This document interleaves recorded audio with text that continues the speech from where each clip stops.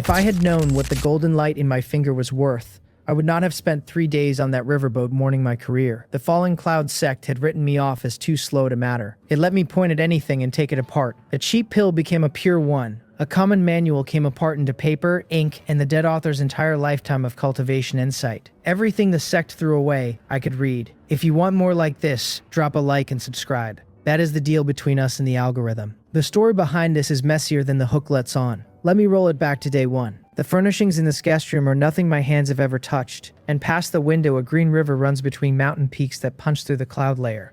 Prefecture, a tributary of the Chiona River, a merchant ship 200 yards from bow to stern driving hard upstream. I stop arguing with it, because a man who has been transmigrated only wastes time pretending he has not. Then the memories arrive, streams of them unpacking themselves in my skull without asking permission, and a quarter of an hour passes before the last of it settles. The man whose body I am wearing was an ordinary disciple of the Falling Cloud sect, nothing more. He failed to reach Chi refining level 4 inside 5 years, and the sect shipped him to a branch division the way a shop clears old stock. This vessel is carrying him there right now, which means it is carrying me. Sitting with his life, what I feel is a tangle of joy and confusion with a thin wire of nerves under all of it. Mostly, though, thrill. This is a cultivation world. Immortality is not a bedtime story here, and riding the clouds and mist is not a figure of speech. Somewhere far up the ladder there are people who roam the northern sea at dawn and come down on the southern mountains by evening. That kind of freedom is a very long way off. Right now, I am a minor cultivator at Chi refining level 3, and that is the whole of my resume. My spiritual root is a medium grade 3-element root of gold, fire, and wood, which is honestly not bad at all.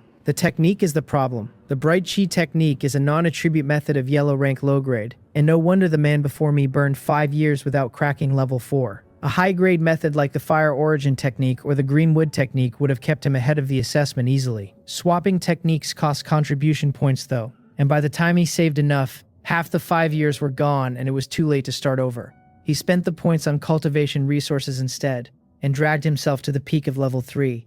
And a bottleneck still stood between him and the 4th level. A barrier-breaking pill might have carried him through, but the price sat past anything he could pay. The destination in his memory is the Falling Cloud Sect branch inside the Hongmong dynasty, where duties get handed out on arrival. The Hongmong dynasty is the lowest tier of dynasty there is, its strongest people capped at the Golden Core stage, and to me that is still a mountain with a face on it. Every random power out here has a Golden Core at the head of its table while I stand at Chi refining level 3. I was always a man afraid of dying, and this place has not made me braver, only more determined to live a long time and enjoy every hour of it. Reaching Chi refining level 4 would at least lift me off the bottom rung. 3 days remain in this journey, and I doubt that is enough to force a breakthrough a 5-year disciple could not manage. While I sit there running the arithmetic, I notice my index finger. It is glowing, a clean thread of golden light wrapped around the joint, and nothing in my predecessor's memory accounts for it. So this is my golden finger. I have no idea what it does, so I fumble with it a while, pointing at one thing after another. Then I aim it at my own longsword and information pours straight into my head. The first word to arrive is decompose.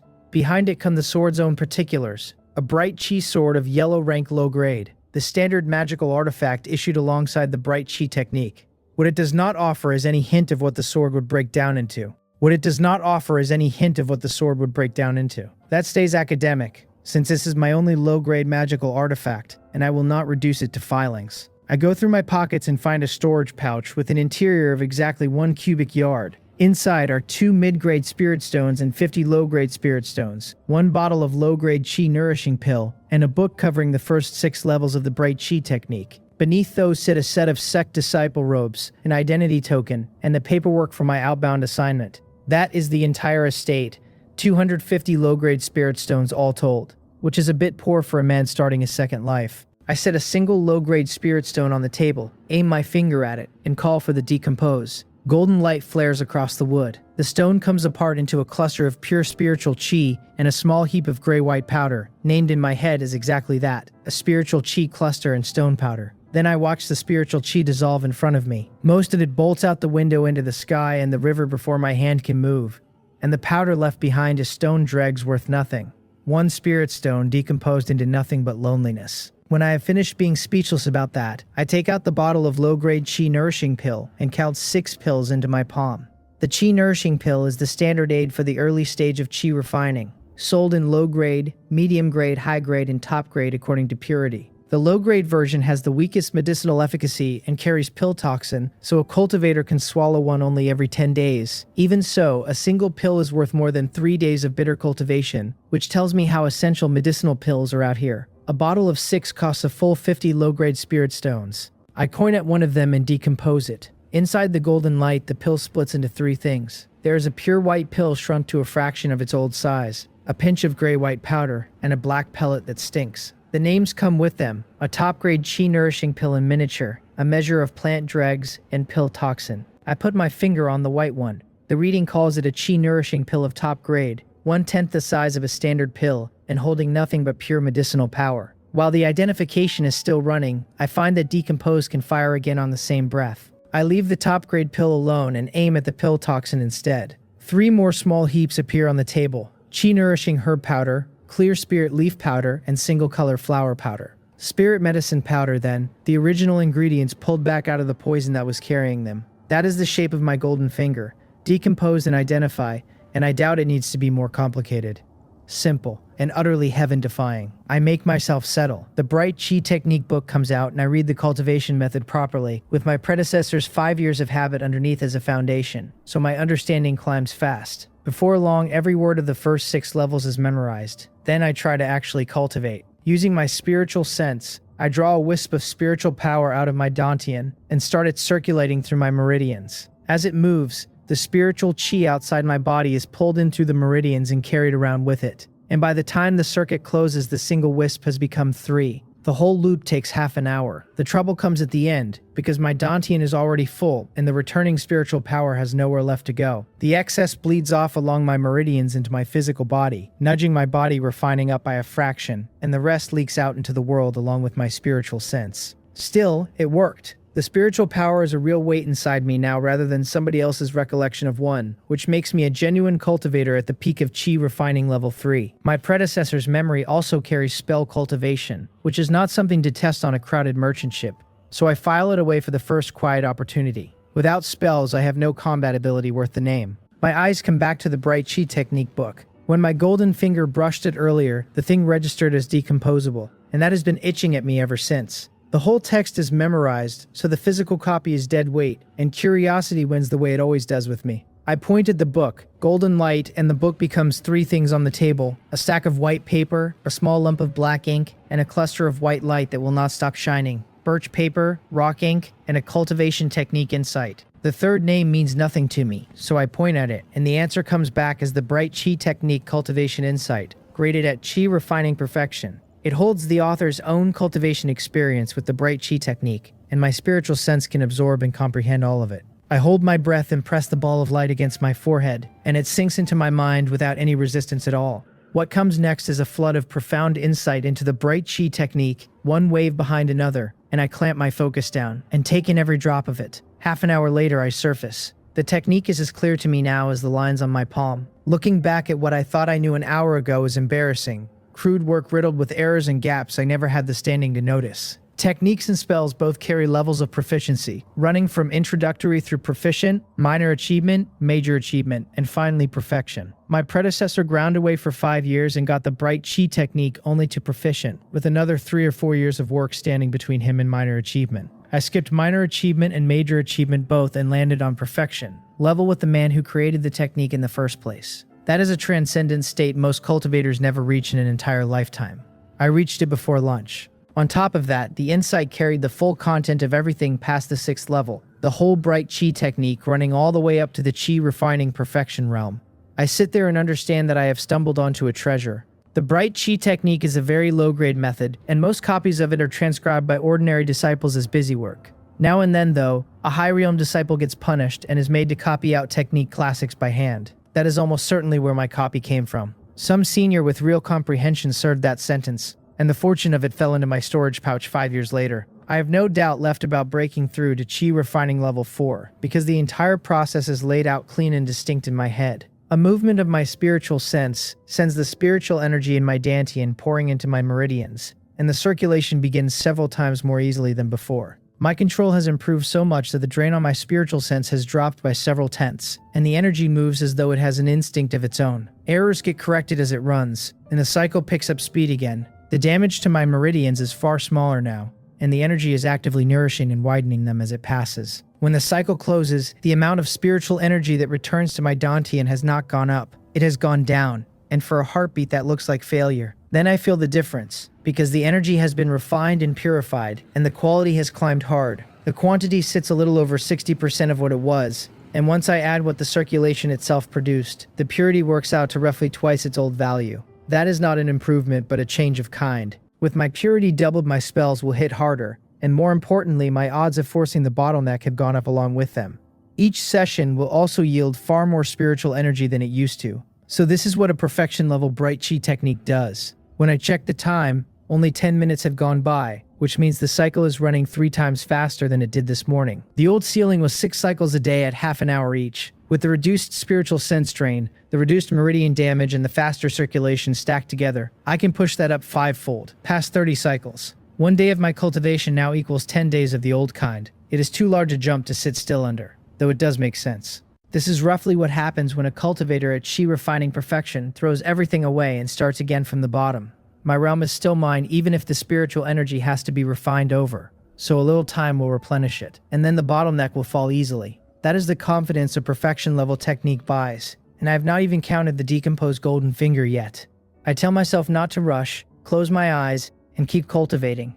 2 hours later I stop, with all my spiritual energy refined once over and my Dantian storage down to 60% of where it started. It occurs to me that I can speed the recovery up, so I take out the remaining chi nourishing pills and decompose them one after another. 6 top grade chi nourishing pills sit in front of me when I am done, each a tenth the size of a complete one. A tenth of the medicinal power apiece is still better than nothing. My predecessor's memory says a single complete top-grade chi-nourishing pill saves a cultivator 10 days of hard work, more than twice what a low-grade pill gives, at 100 times the price. That gap exists because the top-grade version carries no pill toxin, needs almost no interval between doses, builds barely any resistance, and is brutally difficult to refine. Since I cannot exactly walk into a shop and sell pills that shrank in my hand, I may as well swallow one and see what it does. I take a small top-grade chi-nourishing pill and start circulating the technique. Even at a tenth of the portion, the medicinal power is enormous. I run the bright chi technique and tear into it, and the method proves so absurd that it absorbs and refines 99% of what the pill releases. My Dantian refills fast, and when I measure the gain, it comes to 2 full days of hard cultivation. That raises an obvious question, whether one complete top-grade pill would therefore be worth 20 days of my cultivation. And the answer is clearly no. The moment I think it through, I see why. Nobody absorbs a whole pill. Real efficiency runs at 20 or 30%, maybe 50 or 60 at the very best, and most of the medicinal power dissipates into the flesh and the air before it can be refined. The pill's stated effect was written with that ordinary absorption rate in mind. I am refining at a speed that rate never accounted for, and the 10th size portion is easier to digest besides. That is how I get past 90%. I keep going. Half an hour later, the 4th small portion goes down, and my Dantian sits full again. While my spiritual sense has taken about as much as it should for 1 day, I stop, and my stomach announces that I have not eaten in 2 days. The chi refining realm does not release anyone from the 5 grains, so I get up and go looking for the dining hall. The hall is half full of people resting and talking. A few glances come my way when I walk in and then slide off again, which suits me. My predecessor did not have many friends, and that is the best news I have had about him. I collect a portion of food at the service counter, take a corner seat, and eat while I watch the room. Half of them are dispatched disciples by their attire, wearing the same sect robes I am. My spiritual sense can just about read their strength, and the weakest sit at the middle stage of chi refining level 3, while the strongest have reached the late stage or even the peak. Headquarters only recruits medium-grade spiritual roots, so that spread is exactly what it ought to be. A young man drops onto the bench beside me with a plate of his own and asks, half amazed, whether Blockhead Bang has really come out of his room. I go digging and pull his name out of my predecessor's memory. Yu Gum, a fellow townsman and an acquaintance in the loosest sense, the kind of person my predecessor traded a few words with, and nothing more. I tell him I was hungry, which is true, and he looks surprised to have gotten an answer at all. He says I am talking more than usual, and admits he expected to be ignored. I tell him that since I am already out of my room, I may as well relax a little. He nods at that and asks what my plans are for the future. I tell him I do not have any. He sighs and says plans are useless anyway.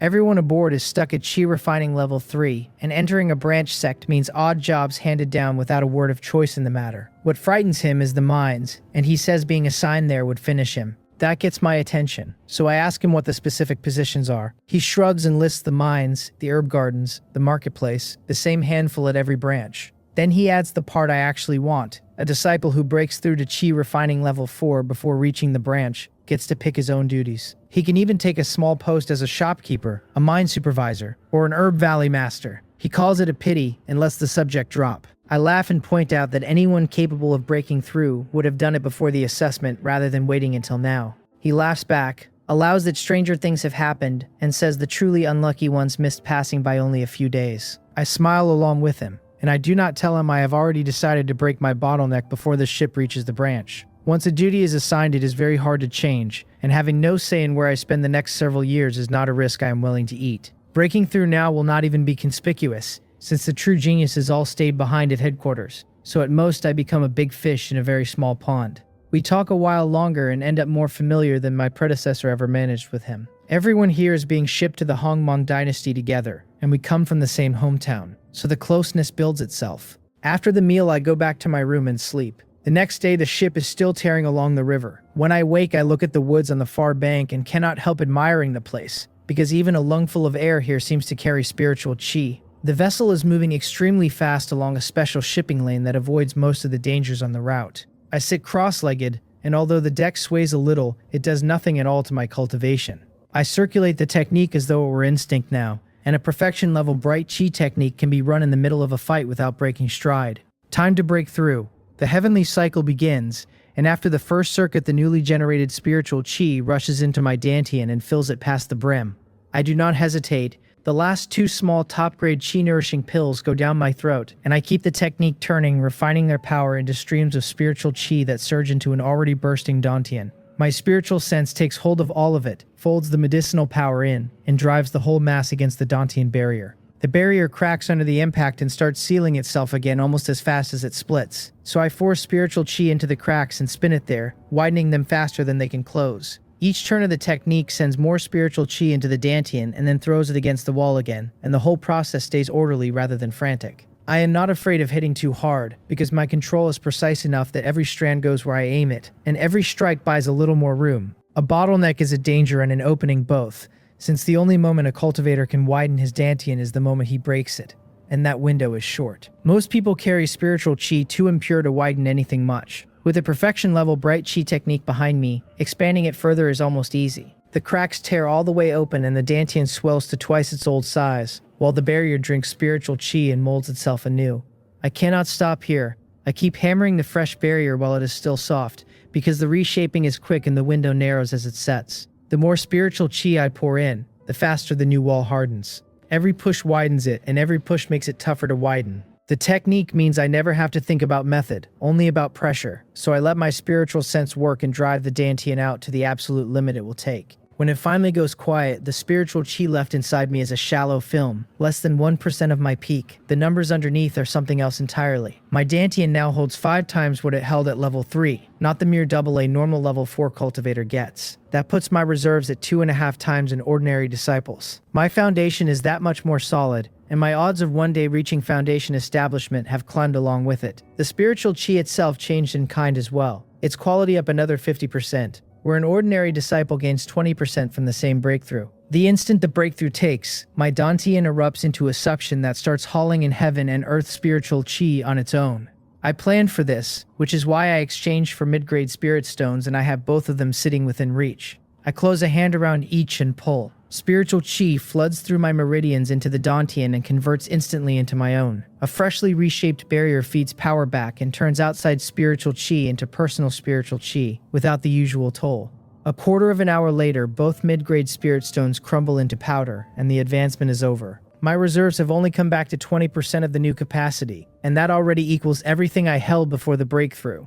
I open my eyes and look at the door. There is a sound-isolating formation on this room, and I can still feel a crowd gathered outside it. That is fair enough, since the way I just vacuumed the spiritual chi out of half the deck is an unmistakable sign of a breakthrough. I open the door calmly. Eyes land on me carrying envy, surprise, pity, jealousy, and regret in more combinations than I can track. Yugong gives me an awkward smile from the middle of the crowd, and I nod back at him. I cup my hands and tell my fellow senior brothers that luck carried me through the bottleneck. I still need time to consolidate the realm, so I cannot stay and talk. Ugem calls out congratulations to senior brother Bang before anyone else can find their voice, and the rest of them pile on immediately. I thank them all with my hands cupped, trade a few more pleasantries, and shut the door. In the seconds before the formation seals, I catch the low buzz of them marveling outside, and then the sound cuts off clean. I sit back down and keep circulating the bright chi technique to settle the new realm. 4 full hours later, my aura finally steadies. The 4th level has lengthened the stretch of time I can cultivate in one sitting, which is good news, though the widened Dantian means the next breakthrough will take longer to fill.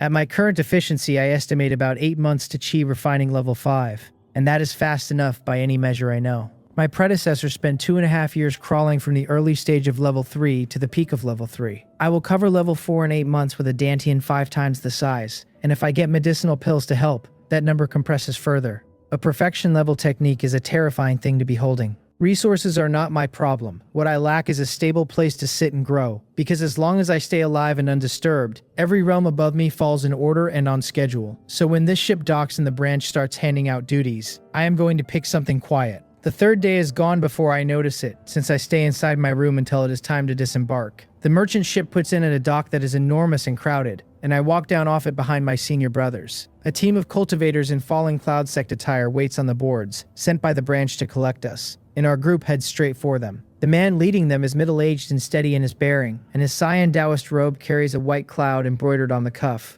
That mark means an inner sect disciple at the Foundation establishment early stage, or an outer gate deacon. The whole group bows and greets him as senior brother, which is how the Falling Cloud sect works, since anyone of higher realm gets that address. He counts us at 33 and asks whether everyone has arrived. Then his gaze crosses me and stops. He asks, loudly enough that every head turns, whether somebody actually broke through at this stage and wants my name. I tell him it is Bang Wan. He tells us his surname is Lee, that he has been assigned to bring us back, and that we should follow him. He shows his disciple token and task documents around, checks all of ours in return, and leads us to a medium-sized flying boat. We board on his order and the boat lifts and slides away into the distance.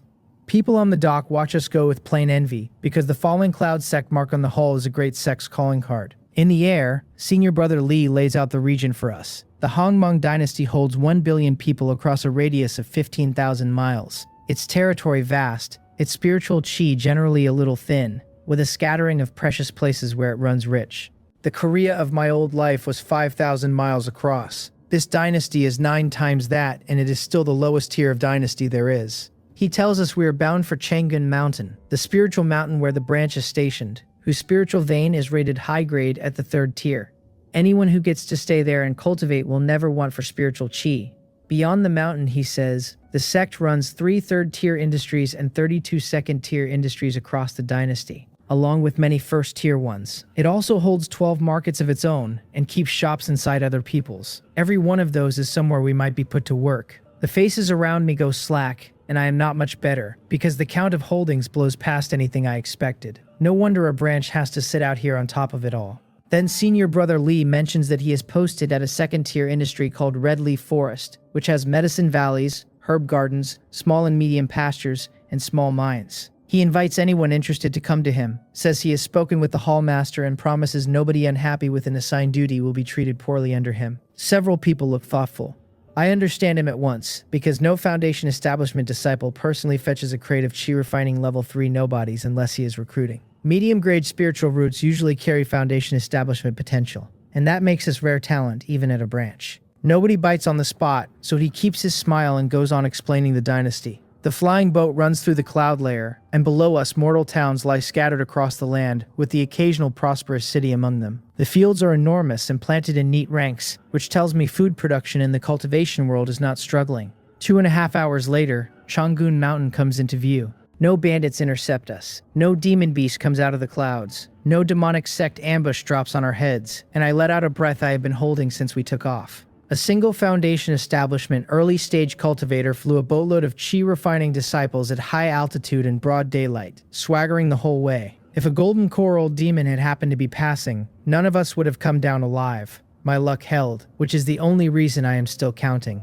Changgun Mountain is vast beyond reckoning, thousands of peaks of every size running out to the horizon, many still primitive and undeveloped. The boat passes through a layer of formation-like curtain, and we are fully inside the branch station. On peak after peak, the buildings stand in tiers, white clouds drifting past, cranes in flight, spiritual chi steaming off the slopes like a fairyland somebody actually built. The boat settles on one peak in front of a grand hall. Senior Brother Lee points at the building with its name across the front and tells us we have reached the branch's affairs peak, where the General Affairs Hall hands out duties. He will wait here, he says, so anyone assigned to him can be taken along directly. Every disciple bows and thanks him for the escort. He nods, and his gaze lingers a moment on me before he looks away. 5 cultivators are already standing inside the hall, and I cannot see through a single one of them. One of the middle-aged men introduces himself as Hallmaster Joe of the General Affairs Hall, in charge of presiding over the distribution of this batch of dispatched disciples. He scans us and pauses on me a beat longer than the rest. Then, he says, almost carelessly, that the 4 behind him are the peak masters of the branch's 4 major peaks, all at the Golden Core stage. They will each select 3 of us, so we are to introduce ourselves one by one, and he calls it an opportunity worth seizing. Then he looks at me and tells me to wait to one side, so I bow and step out of the line. A lot of the dispatched disciples look nervous, and my predecessor's memory tells me why. Staying at the branch station is not something a dispatched disciple gets easily. Being picked by one of the 4 major peaks means staying, becoming an official disciple of the branch, drawing a real supply of resources, and getting a shot at apprenticing under a Golden Core powerhouse. Anyone passed over may be shipped straight to an outside industry without ever setting foot on this mountain again. I am the exception in the room, since I came in already past the ceiling and can choose for myself. Hallmaster Joe points at a disciple standing at the peak of Chi Refining Level 3 and tells him to go first. The man takes a deep breath, steps up and bows, and gives his name as Seo Chung-san, a medium-grade earthwood dual spiritual root cultivating the yellow rank high-grade thick earth technique. He says he has never once taken a medicinal pill because only magic power built by his own effort lays a truly solid foundation. He is not inflexible about it, he adds, and after the 4th level he would use pills for speed. Then he asks for a senior to guide his cultivation path and steps back with his eyes burning. Steady, reliable, and delivered so well that even I look at him sideways. If my memory serves, Seo Chung-san is the pauper who overdrew 5 years of contributions to trade for that high-grade thick earth technique and then had nothing left over for medicinal pills. Describing being broke that beautifully is a talent all by itself. Hallmaster Joe smiles, nods, and turns to the 4 peak masters. Their lips move without sound, so they are arguing by sound transmission, and one of them goes red in the face over it. Finally, a robust peak master smiles and says he holds Jinak Peak, and that Seo Chung-san may come there to cultivate. Seo Chung-san obeys, lets out a breath and walks steadily in behind him, and the rest of the group watches with open envy.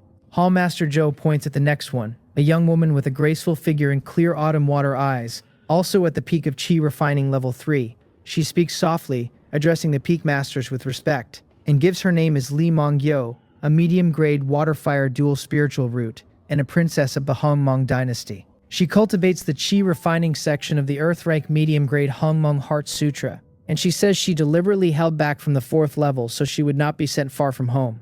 She understands both water and fire series spells well and has a rough grasp of the way of illusions.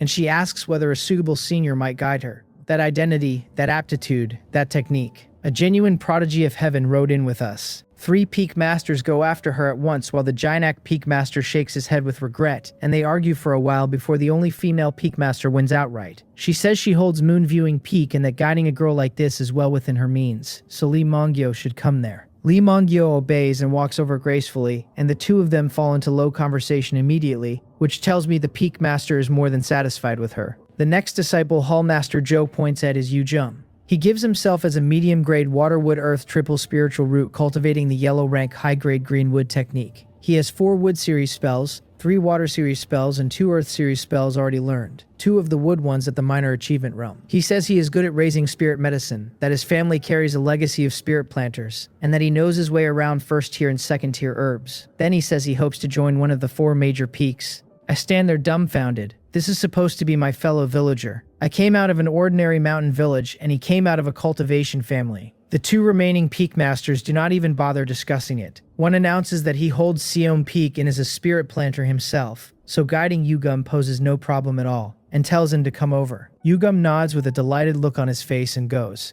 Hallmaster Joe points to the last disciple standing at the peak of Chi Refining Level 3, a refined-looking young man who speaks with real confidence. He gives his name as Han Jamuk, a 5-element spiritual root whose fire attribute is high grade, while the rest sit at medium grade, cultivating the yellow rank medium grade small 5 elements technique. He explains that running all 5 elements together slows his cultivation but leaves the foundation extremely solid. He would not mind switching to a fire series technique, he says, having never had the chance to exchange for one, and he is good at fire series attack spells and at swordsmanship. Hallmaster Joe repeats the words high grade with visible surprise because that aptitude among dispatched disciples is past what anyone here expected. He looks at the last peak master, whose eyes light up. That one turns a wide smile on the other three, who all go dark in the face. Then he tells Han Jamuk that he holds Chamjin Peak and knows a little about the fire series and swordsmanship. So the fit is perfect. Han Jamuk agrees with the same confidence he has carried all along. I am left wondering why talents like these were dispatched at all, whether to motivate them or whether somebody wanted Han Jamuk tempered. So there is the first tier of this batch, laid out. The thick earth elite Seo Chungsen,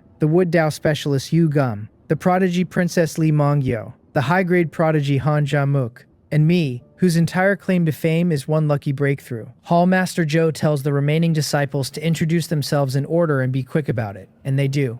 The rest are unremarkable. 2 of them hold medium grade 3 spiritual roots, and everyone else is a medium grade 4 or medium grade 5 spiritual root. And the more roots a cultivator carries, the slower he generally moves. Hallmaster Joe waits until the last introduction is finished, then asks the 4 peak masters to choose 2 more each. They are casual about it this time and take their 2 apiece. The peak master of Jinak Peak announces that he is leaving the rest to Hallmaster Joe and taking his disciples now, and Hallmaster Joe sees him off politely.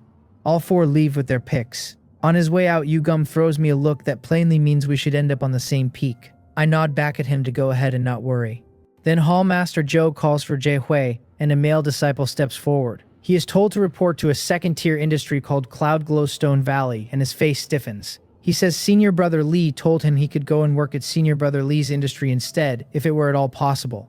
Hallmaster Joe glances at him and asks whether he has thought it through. Red Leaf Forest is not a simple place, with Demon Beast and Vicious Beast in numbers and the occasional loose cultivator or demonic cultivator passing through, so danger and benefit sit side by side. Jie Hui grits his teeth and asks him to grant the request anyway, and Hallmaster Joe allows it. Then he tells the room that anyone else who wants Red Leaf Forest should step forward now, because once the assignments begin there is no changing minds. A lot of disciples freeze. Watching them, I understand how little authority an assigned disciple holds over his own life. 5 more step forward for Red Leaf Forest in the end. Hallmaster Joe does not stop any of them, only registers the 6 duties and waves them out to board the flying ship. They leave with complicated expressions after saying goodbye, and the hall is suddenly down to 15. Hallmaster Joe sends a man named Wang Bui to Cloud Glowstone Valley, and that disciple sighs, cups his hands and obeys. After that, he simply calls out names and hands down tasks, and the disciples register their information and file out in every direction. In the end, the room holds nobody but him and me.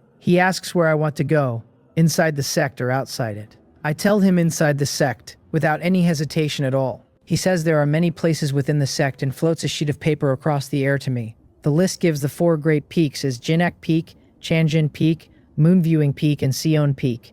The 4 arts halls are the Alchemy Hall, the Artifact Hall, the Formation Hall, and the Talisman Hall. The 4 affairs halls are the General Affairs Hall, the War Affairs Hall, the Law Enforcement Hall, and the Commerce Affairs Hall. The 4 great pavilions are the Technique Transmission Pavilion, the Research Pavilion, the Scripture Pavilion, and the Treasure Pavilion. Every entry carries a short introduction, and reading them gives me a working picture of how a Fallen Cloud Sect branch is built. I work by elimination. The 4 great peaks are out, because more people means more trouble. The 4 affairs halls are further out, since they would bury me in work. The 4 arts halls are no better, because joining one means endless artifact refining and alchemy with every failed pill and finished product handed straight up the chain, leaving no room whatsoever to skim. Nobody without advanced talent gets any autonomy in a place like that. Among the 4 great pavilions, the Technique Transmission, Research, and Scripture pavilions all look appealing. I plainly lack the qualifications for the first 2, and the Scripture pavilion carries a cultivation requirement of its own.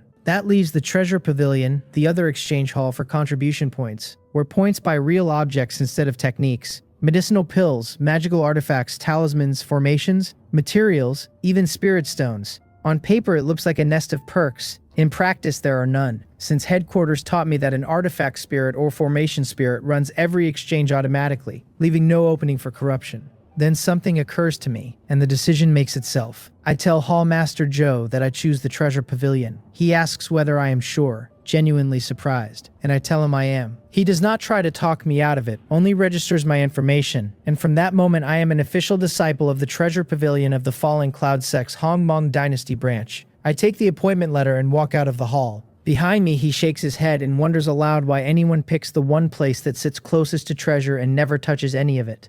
Perhaps, he says, to temper the state of mind, following the map on the appointment letter takes me half an hour to find Treasure Peak, and I reach one of the nearest main halls on it soon after.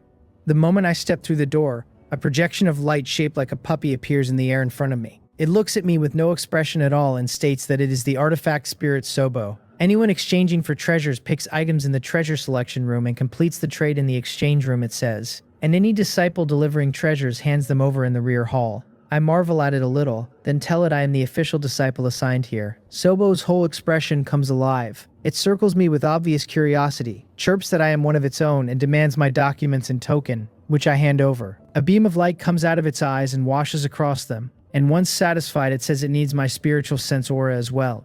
I release a strand, the light sweeps that too, and then it turns a somersault in midair.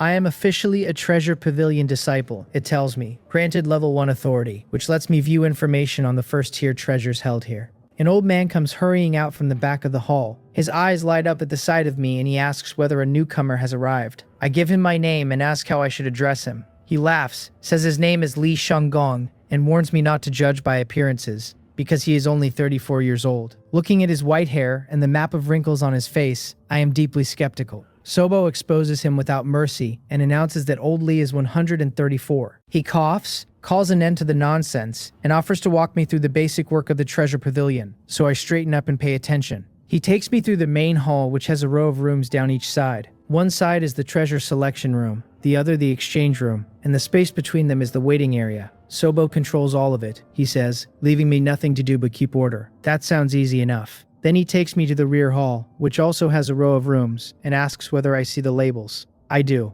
They are marked for medicinal pills, magical artifacts, formations, talismans, other finished products, spirit medicine, spirit materials, spirit stones, other materials, and waste materials. He explains that disciples bring goods in from the back and my job is to check every item against the list Sobo provides. After that, I send them one by one onto the transmission platform inside each room to be stored, and that is the main work. I ask whether the waste material really has to go in as well. He says it does, because Sobo identifies everything. Anything still useful gets reused, and whatever is completely useless gets reused, and whatever is completely useless gets spat back out. Disposing of that is my third job, and I can either accumulate a batch and bury it in the back mountain or simply burn it, whichever I prefer. Then he gives me a sideways look and warns me not to imagine anyone gets rich picking up treasure here, because Sobo's detection is vicious. He has watched this hall for decades without earning a single low-grade spirit stone off it. Sobo grins and thanks him for the compliment, and his face goes dark as he turns away from it.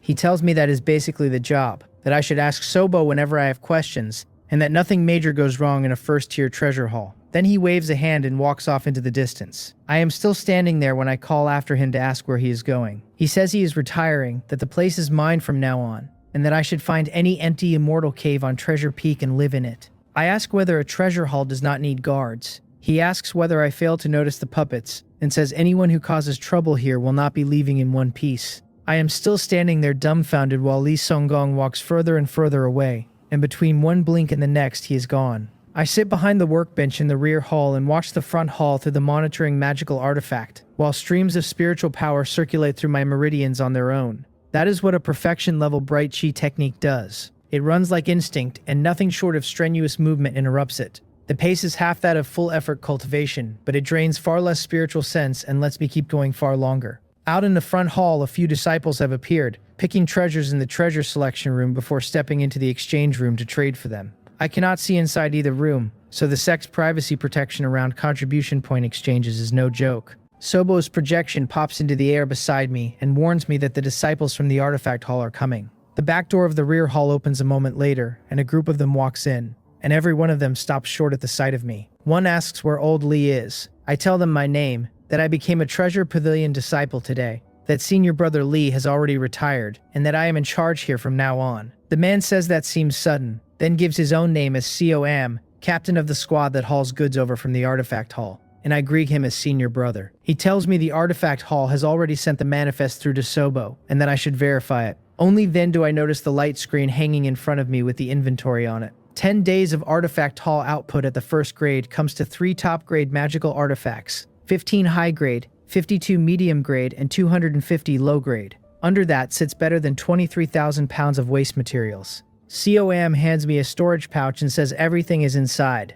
I probe it with my spiritual sense and find over 300 magical artifacts and a mountain of scrap. My envy comes up hot because one low-grade magical artifact alone costs several hundred spirit stones, and the value sitting in my hand has no number I can hold. Sobo tells me that once the count checks out, I only need to lay everything on the teleportation platform inside each room. It will verify quantity and quality and settle the artifact haul's contribution points automatically. The numbers are right, so I carry the pouch into the room marked for magical artifacts, where a huge circular teleportation platform waits. I set the artifacts on it one at a time, and each vanishes in a flash of white light, bound somewhere I have no way of knowing. Then I go to the waste materials room and pour the scrap out onto that platform, and another flash takes all of it. I hand the pouch back to COM with the handover receipt Sobo has just generated under the counter. He glances at it, smiles, calls the mission complete, tells junior brother Bangwan to look him up for a talk sometime, and leaves with his two subordinates. Quick, efficient, and with no gap anywhere in it for a man to skim.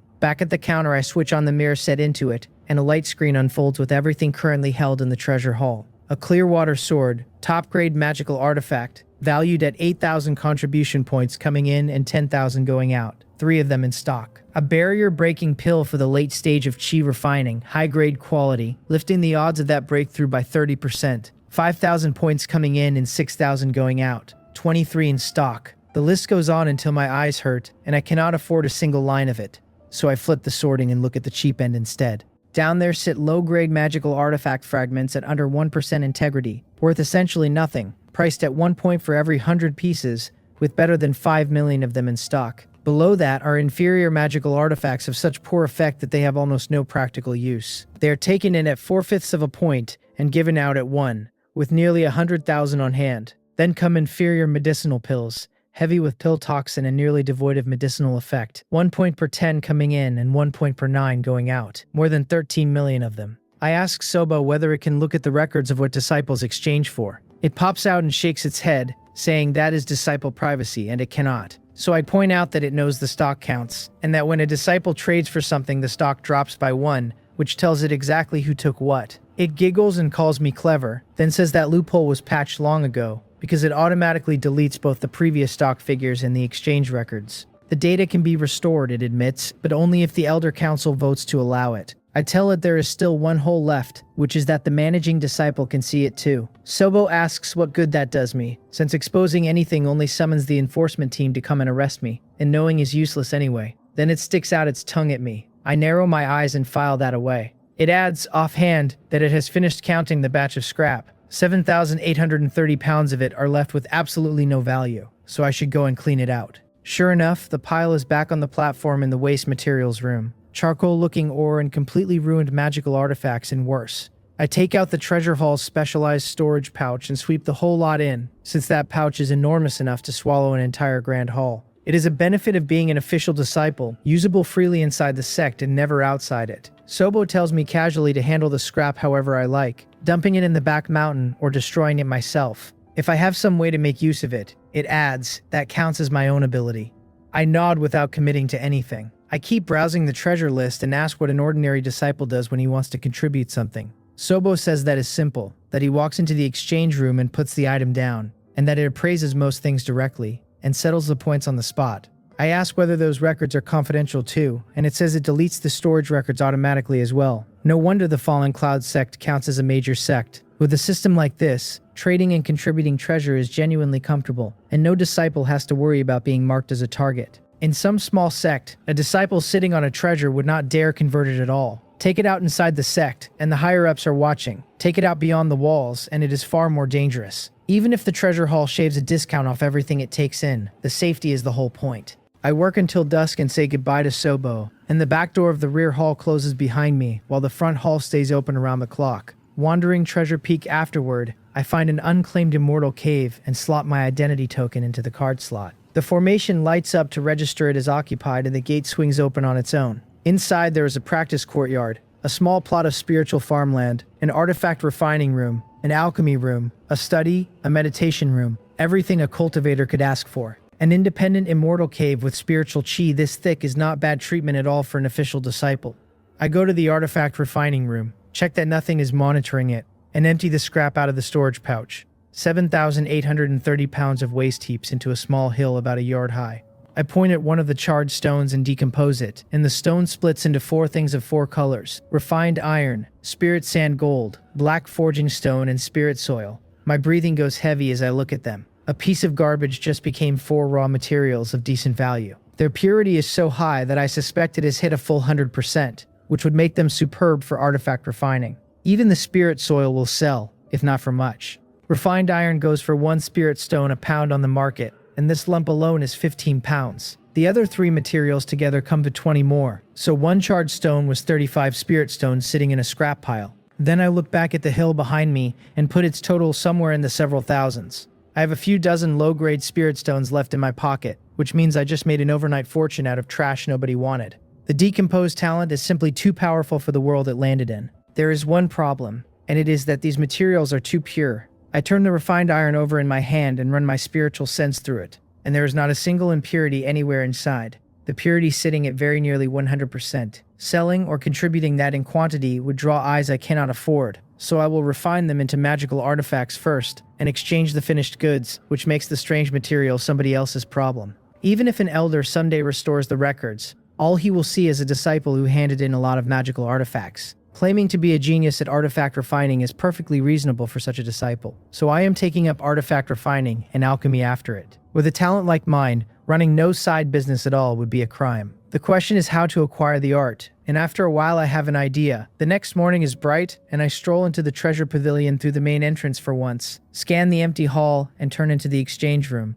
There are 2 teleportation platforms inside. One for handing items out after an exchange, and one for taking contributions in. I set a lump of soil on the contribution platform and a beam of light sweeps across it. Sobo's voice comes out of the air sounding flatly mechanical, telling me identification is in progress, and asking me to wait. Then it reports 50 pounds of first-grade spiritual soil valued at 100 contribution points, notes that the quality is nutrient-rich and doubles the figure to 200, and asks whether I wish to contribute. I confirm, and the soil vanishes off the platform while my disciple token gains 200 contribution points. Once I know it works, I put down another 50 pounds and take another 200. Then I stroll out of the exchange room toward the front door instead of the back. Sobo appears in my path and asks suspiciously whether I have gone the wrong way, because the rear hall is behind me. I tell it I have business outside and that it should send me a message if anyone comes to deposit items, and I wave my disciple token at it. It rolls its eyes and complains that I am slacking off on my second day and I'm already lazier than old Lee. I insist I really do have something to do, cough once, and walk out with as much dignity as I can carry, leaving it to sulk. A short detour brings me to the neighboring scripture depository peak, laid out much like the treasure pavilion, with several scripture halls on it. The first-grade scripture pavilion is easy to find, and stepping inside feels familiar, since the scripture selection room, the exchange room, and the waiting area match ours exactly. A light projection forms in front of me in the shape of a small cat. It says it is Sojong, artifact spirit of the scripture pavilion. Anyone wanting introductions to cultivation techniques and spells, views them in the scripture selection room. I tell it I understand, and it nods mechanically before the projection scatters. Inside the scripture selection room, a light screen holds a directory so vast it takes me a moment to learn the controls. I pick the artifact refining category and find a special subdirectory for refining manuals, and opening it dumps a mountain of entries in front of me. There is Seol Samfyeong's manual, insights from a first-grade peak artifact refiner, at 50,000 contribution points. There is Lee Song-pung's records from a first-grade high-grade artifact refiner, at 5,000. Then there is an unsigned volume from a first-grade medium-grade artifact refiner, covering the refining of the low-grade standard magical artifact known as the Black Mystic Sword, at 320 points.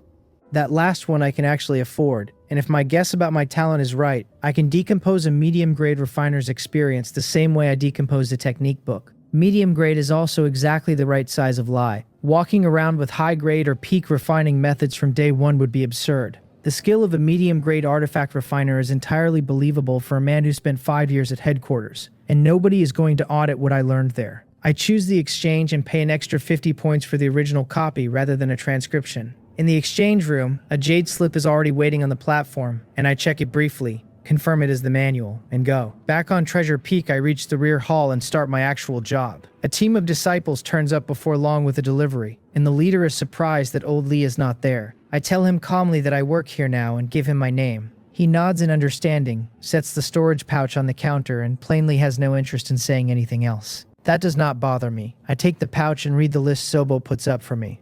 10 days of alchemy hall production comes to 12 medicinal pills for the peak of chi refining and 280 for the late stage. Under those are 1,340 for the middle stage and 2,480 for the early stage, plus 5,780 2 pounds of waste pills and residue. Nearly 4,000 medicinal pills in 10 days works out to 12,000 a month and 140,000 a year. That is not bad output at all. I file the goods into their rooms, hand the receipt and the pouch back, and the leader nods and leaves at once. So I settle into my seat and circulate the bright chi technique while I stare at nothing. Working is cultivating now, and I no longer need to go home to my immortal cave for it. My spiritual power climbing steadily on its own, hour after hour, makes me feel safer than anything else in this place.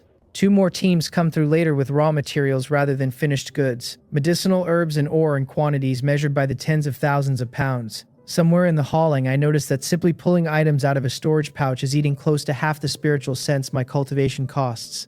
An ordinary chi refining level 4 disciple would have to cut his evening cultivation short after a shift like this. I make a note to exchange for a technique that trains spiritual sense, though those are never cheap and never easy to cultivate. The day goes fast. I finish my shift, take 2,500 pounds of medicinal pill waste with me, and walk back to my immortal cave. In the artifact refining room, I press the jade slip to my forehead and let the information stream in, and I memorize it quickly. What it holds is a summary of experience on producing the Black Mystic Sword. No actual process, only precautions, the timing for controlling the heat, and a point-by-point breakdown of the critical junctures. Anyone who had ever refined a Black Mystic Sword would learn a great deal from it. I have never refined anything, so I understand not one word and can only force the whole thing into memory. A cultivator's brain is a useful organ. Half an hour is enough to hold all of it, however shallowly. Then I tap my finger against the jade slip and decompose it. Golden light, and the slip becomes a sliver of spiritual jade and a ball of light. The ball reads as Artifact Refining Experience Insights, first grade, medium grade, holding the creator's own refining experience and open to absorption. I press it to my forehead without hesitating and the experience floods in.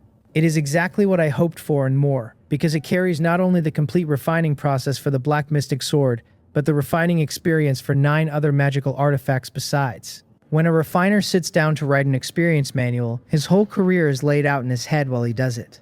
What gets pressed into the jade slip is not only the Black Mystic Sword notes he meant to record, but everything else riding along underneath. I first suspected this when the Bright Chi Technique Insight handed me the entire technique past the 6th level, and now it is confirmed. None of the extra material was written in text, but it was imprinted in the markings of the slip all the same, and my talent tore it loose and gave it back to me whole. I sort through it slowly and take it in. And when I am done, I understand the refining processes for 10 kinds of magical artifact, 4 of them medium grade. Absorbing the experience is not the same as owning the skill though, because these are memory insights rather than some effortless one-click ability, and turning them into hands that actually work takes practice. Considering the mountain of material I now have to practice on, that is not a problem I intend to lose sleep over. I let out a slow breath and tell myself to calm down, then look at the small mountain of ruined medicinal pills sitting beside me. 2,500 pounds of failed alchemy, and I have no idea what comes out of it. I point at one of them, a pitch-black lump that gives away nothing about what it used to be, and decompose it. Golden light, and the pill falls apart into several small measures of powder, chi-gathering grass powder, and 2-colored flower powder and sun-facing grass powder. Raw ingredients, straight back to the field, with nothing usable in between. Eating herbal powder directly does have an effect, but it usually drags side effects along with it. A great many of the supporting materials in a medicinal pill exist to cancel the side effects of the main ingredients, or to soften their properties. A man who does not understand pharmacology has no business swallowing any of it. I stop decomposing and stow the rest in the warehouse attached to my immortal cave. Powder is not value until somebody refines it back into pills. There is no hurry on my end anyway, because I am not touching medicinal pills for cultivation until I have a technique that hides my aura and my spiritual chi fluctuations. The sect is full of strong experts, and my technique alone is carrying me faster than it has any right to. My realm is climbing at a pace that can still be explained away by high comprehension, plus a generous pill habit. And one step past that, it stops being explainable. Seo Chung-san put it well up on that hall floor. A cultivator who never leans on pills builds a foundation that is genuinely solid,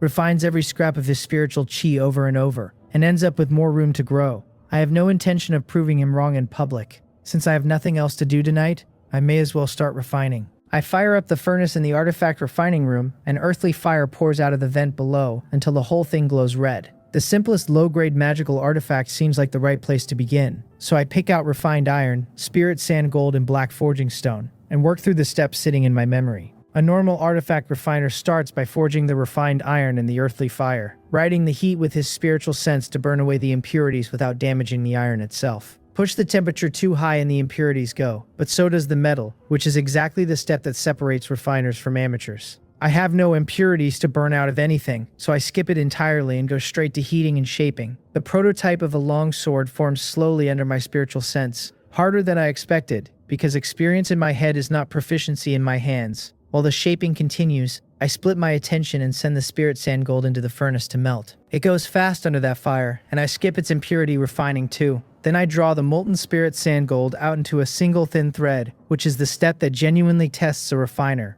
With a first-rank medium-grade refiner's insight behind me, I only fail at it twice. I twist that thread into a complete spiritual chi circuit, carry the golden line over to the refined iron sword embryo, and brand it into position. The spirit sand gold runs hotter and sinks into the iron, and the earthly fire fuses the two while the circuit works towards the middle of the blade. Landing it dead center is another thing that takes skill.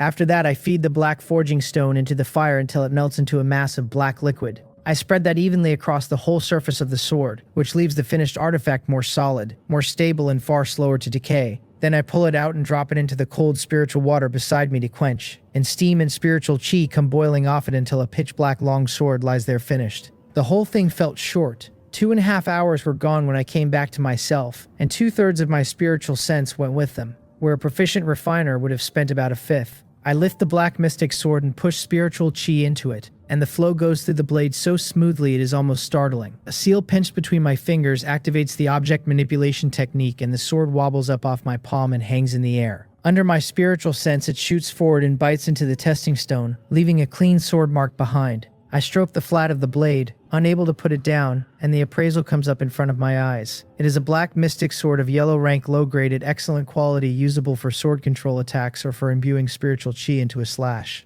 A real magical artifact made with my own hands on the very first attempt, and it came out excellent. My future is looking extremely promising. Night has fallen by then, so I go to bed and I am asleep before the pillow finishes moving. In the morning I get up early, slip in through the front hall of the treasure pavilion, turn into an exchange room, and set the black mystic sword down on the platform. Sobo's mechanical voice reports the detection complete and names the item as a standard low-grade magical artifact worth 400 contribution points. It adds another 100 for excellent quality and offers 500 in total if I wish to contribute. I confirm the contribution goes through, and my disciple token reads 530 contribution points. That is a comfortable way to make a living. I head for the scripture pavilion afterward and reach it in a quarter of an hour, only to run into somebody I know. Yu Gem is overjoyed to have finally found me, and I notice at once that he has broken through. He says he took a barrier-breaking pill and got lucky, and then announces that he has finally taken a master, Peak Master O of Sion Peak, who is generous with his disciples. I congratulate him.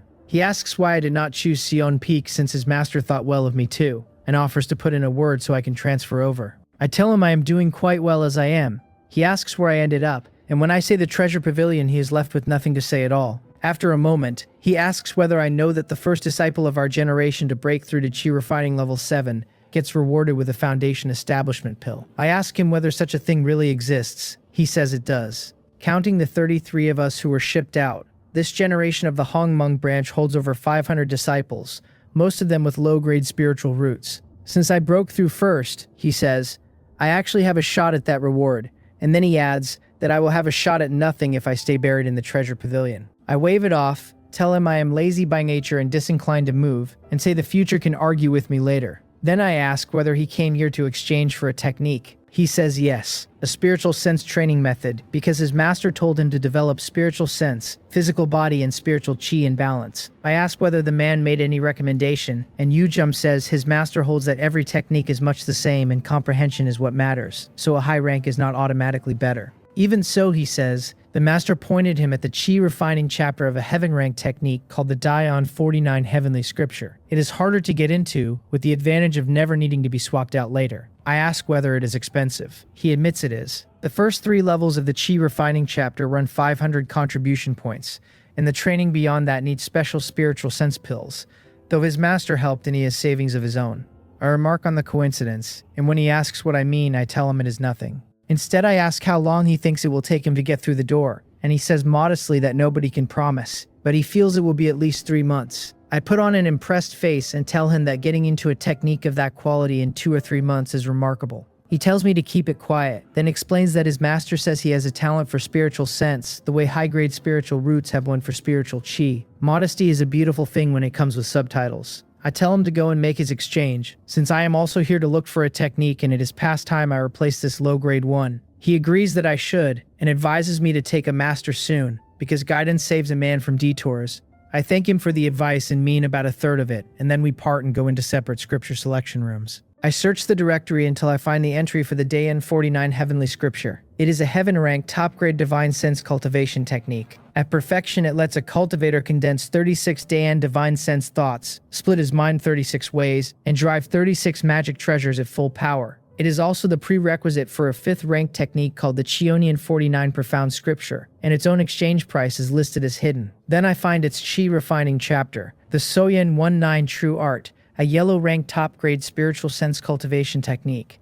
At perfection, it condenses 9 Soyan divine sense thoughts, matching the divine sense of an early-stage foundation establishment cultivator. The full volume costs 50,000 contribution points and the first 3 levels cost 500. I take the first 3 levels without hesitating, and this time I do not ask for the original copy. The original of a heaven-ranked technique sits at headquarters, and I could not afford it even if the sect were willing to hand it over. Yujum comes out of another scripture selection room at the same moment I come out of mine. We look at each other, smile, and walk into separate exchange rooms. My token is verified and the transmission platform hands over a jade slip on its own. The first 3 layers of the Soyan 19 True Art. I take it, wait a moment and go, and Yujum is already gone by the time I reach the door.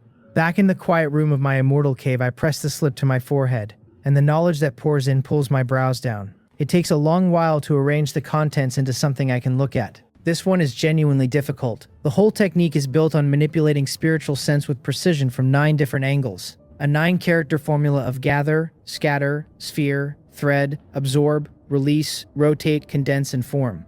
The first 3 volumes cover gather, scatter, and sphere in detail. Gather pulls multiple strands of spiritual sense into one group. Scatter spreads a single strand as far as it will go, and sphere collects many strands and then distributes them evenly. Every one of those makes brutal demands on a cultivator's control. No wonder Yugum talked about 3 months. For an ordinary practitioner, the difficulty is enormous, because this technique wants comprehension, spiritual sense aptitude, and resources at once, which is not a combination the average person has lying around. I shake my head at it, then whisper the word and tap my finger against the jade slip. Golden light, and the slip becomes a piece of pure spirit jade in a ball of light. I take the ball and read it as the Soyan 19 True Art Experience and Insights, first order peak grade, holding the cultivation insight of whoever made it. I press it to my forehead and the new understanding rolls in wave after wave. I learn one manipulation method after another, and the whole thing opens up in my head at once.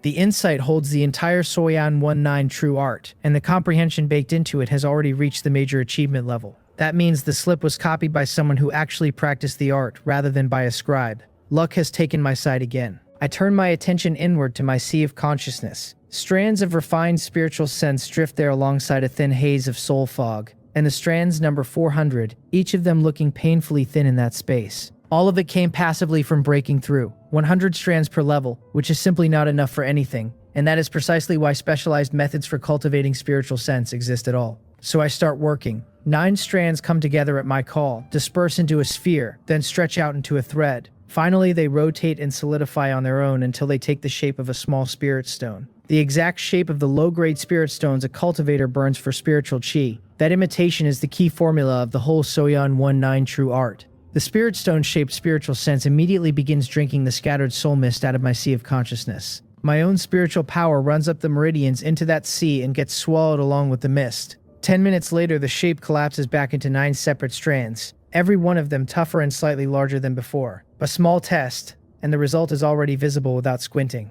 I keep going and gather every strand I have this time, rotating and condensing them into the form of a mid-grade spirit stone. That shape starts absorbing the soul mist and my mobilized spiritual power together. Half an hour later, I am forced to stop, because the soul mist in my sea of consciousness is entirely gone. Only the humanoid soul at the center is still there, leisurely breathing out a thin trickle of mist to refill the emptiness. When my spiritual sense settles back to normal, the 400 strands have become 401, and every strand is roughly 1% more refined and stronger than it was. All the soul power I accumulated over who knows how long bought me exactly half an hour. It condensed into spiritual sense when I broke through to chi refining level 4, so the stock had been building since that day. Deducting what went into restoring spiritual sense along the way, that is still several days of savings. Call it enough soul power for one new strand a day, and one strand a day is nothing. Worse, cultivating spiritual sense burns spiritual power as well, so this path is even harder than it looked from outside. No wonder they say spiritual sense cultivation takes aptitude and resources both. It seems alchemy has to go on the agenda too.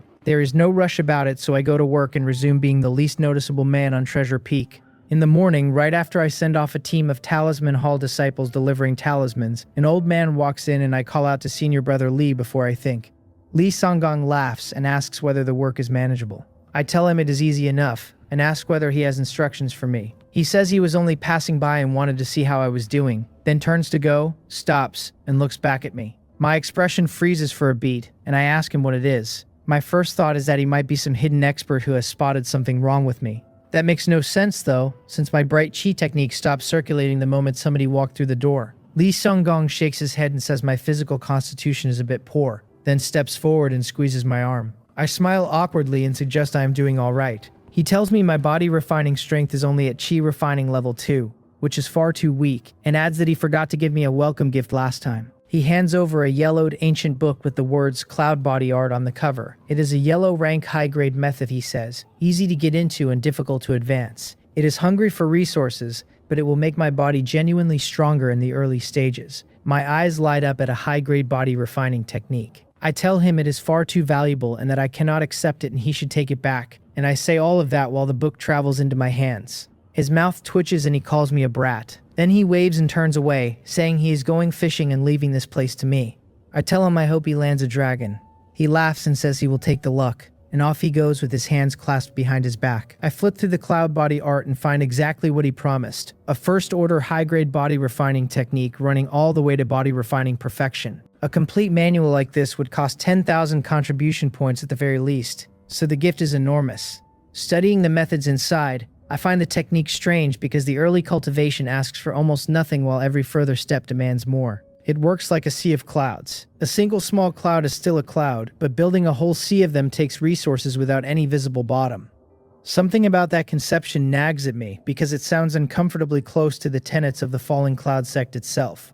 I shake the thought off, since a coincidence that need is unlikely. What is certain is that the art gets a cultivator through the door fast and pushes his body refining realm up quickly. Past the late stage of chi refining, the resource cost turns so absurd that a normal person would be forced to switch methods to keep going. I slide it into my storage pouch and go back to loafing through my shift. This job really is easy. Retirement is not bad at all.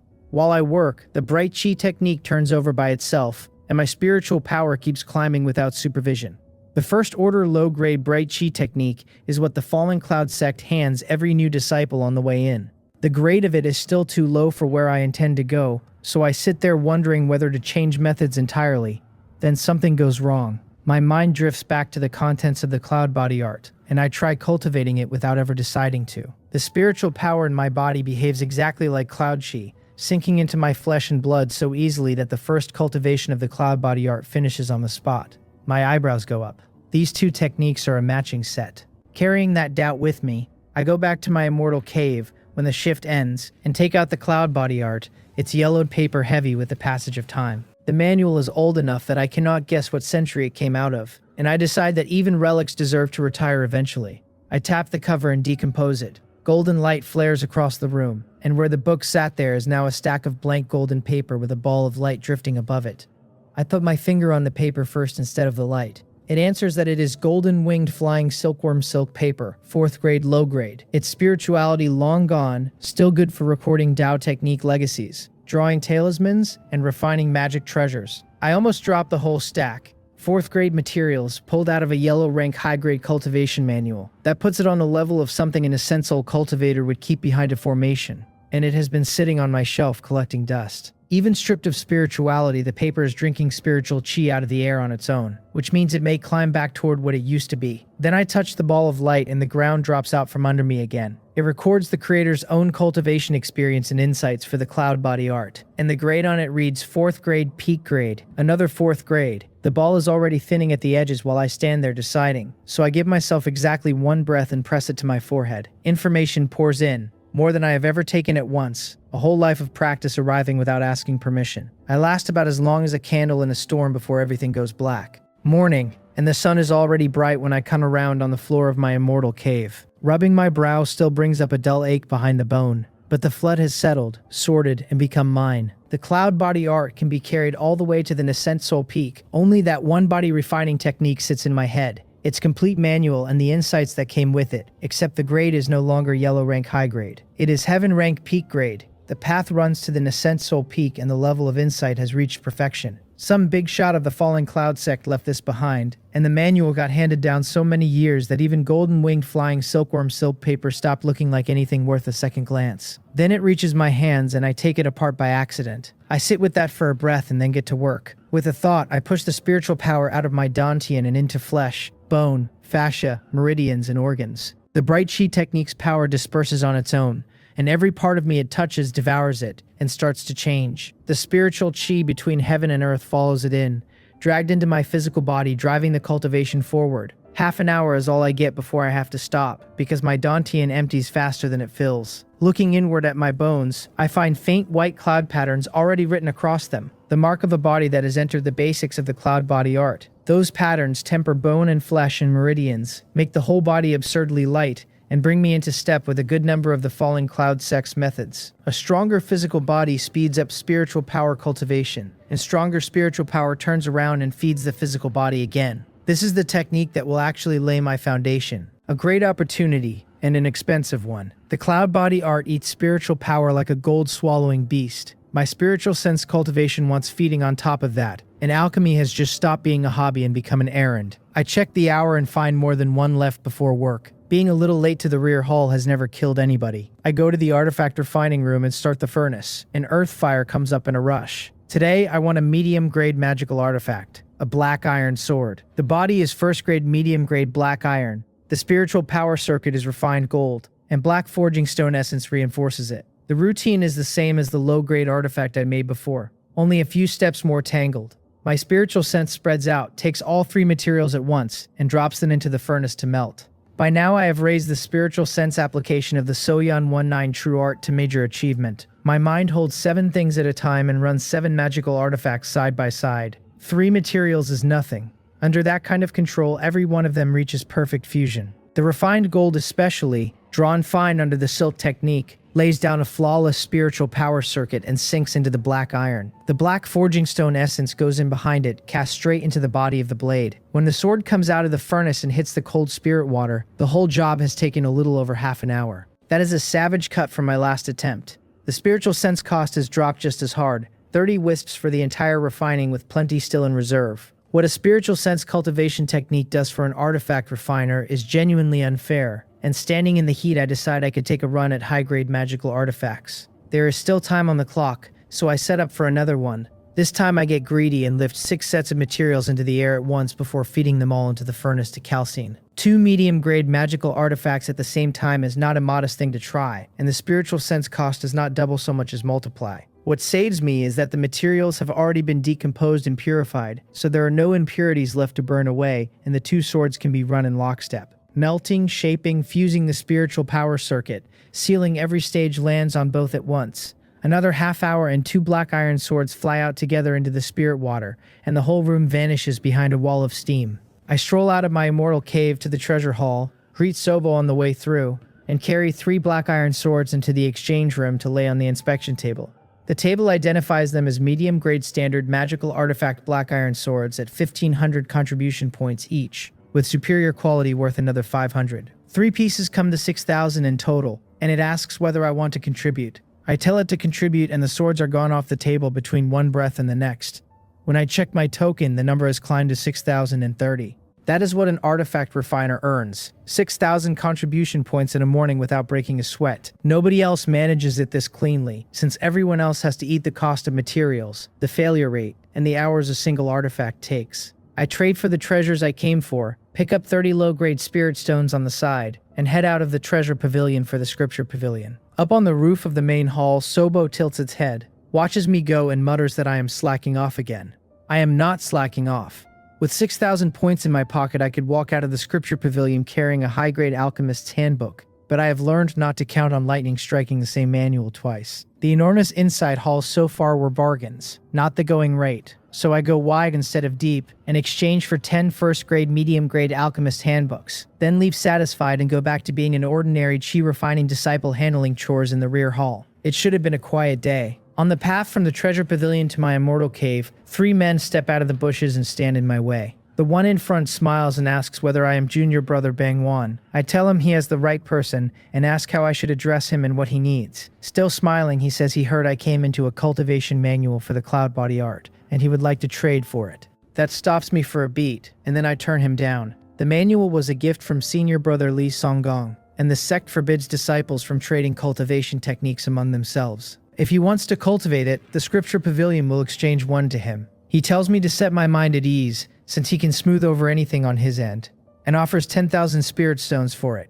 I tell him it is not a question of spirit stones, and that I am sorry. Then I cup my hands, give the 3 of them an apologetic smile, and run my light body technique straight past them. He does not try to stop me. One of the men at his shoulder leans in with a voice transmission, calls him Young Master Lee, and leaves the rest of the suggestion hanging. Young Master Lee shakes his head and says nobody acts recklessly inside the sect. Then, more softly, he says there will be chances later, because I cannot stay behind these walls forever. I reach my immortal cave and mutter to myself that the cultivation world is nothing but traps, and that not leaving the sect was the right call.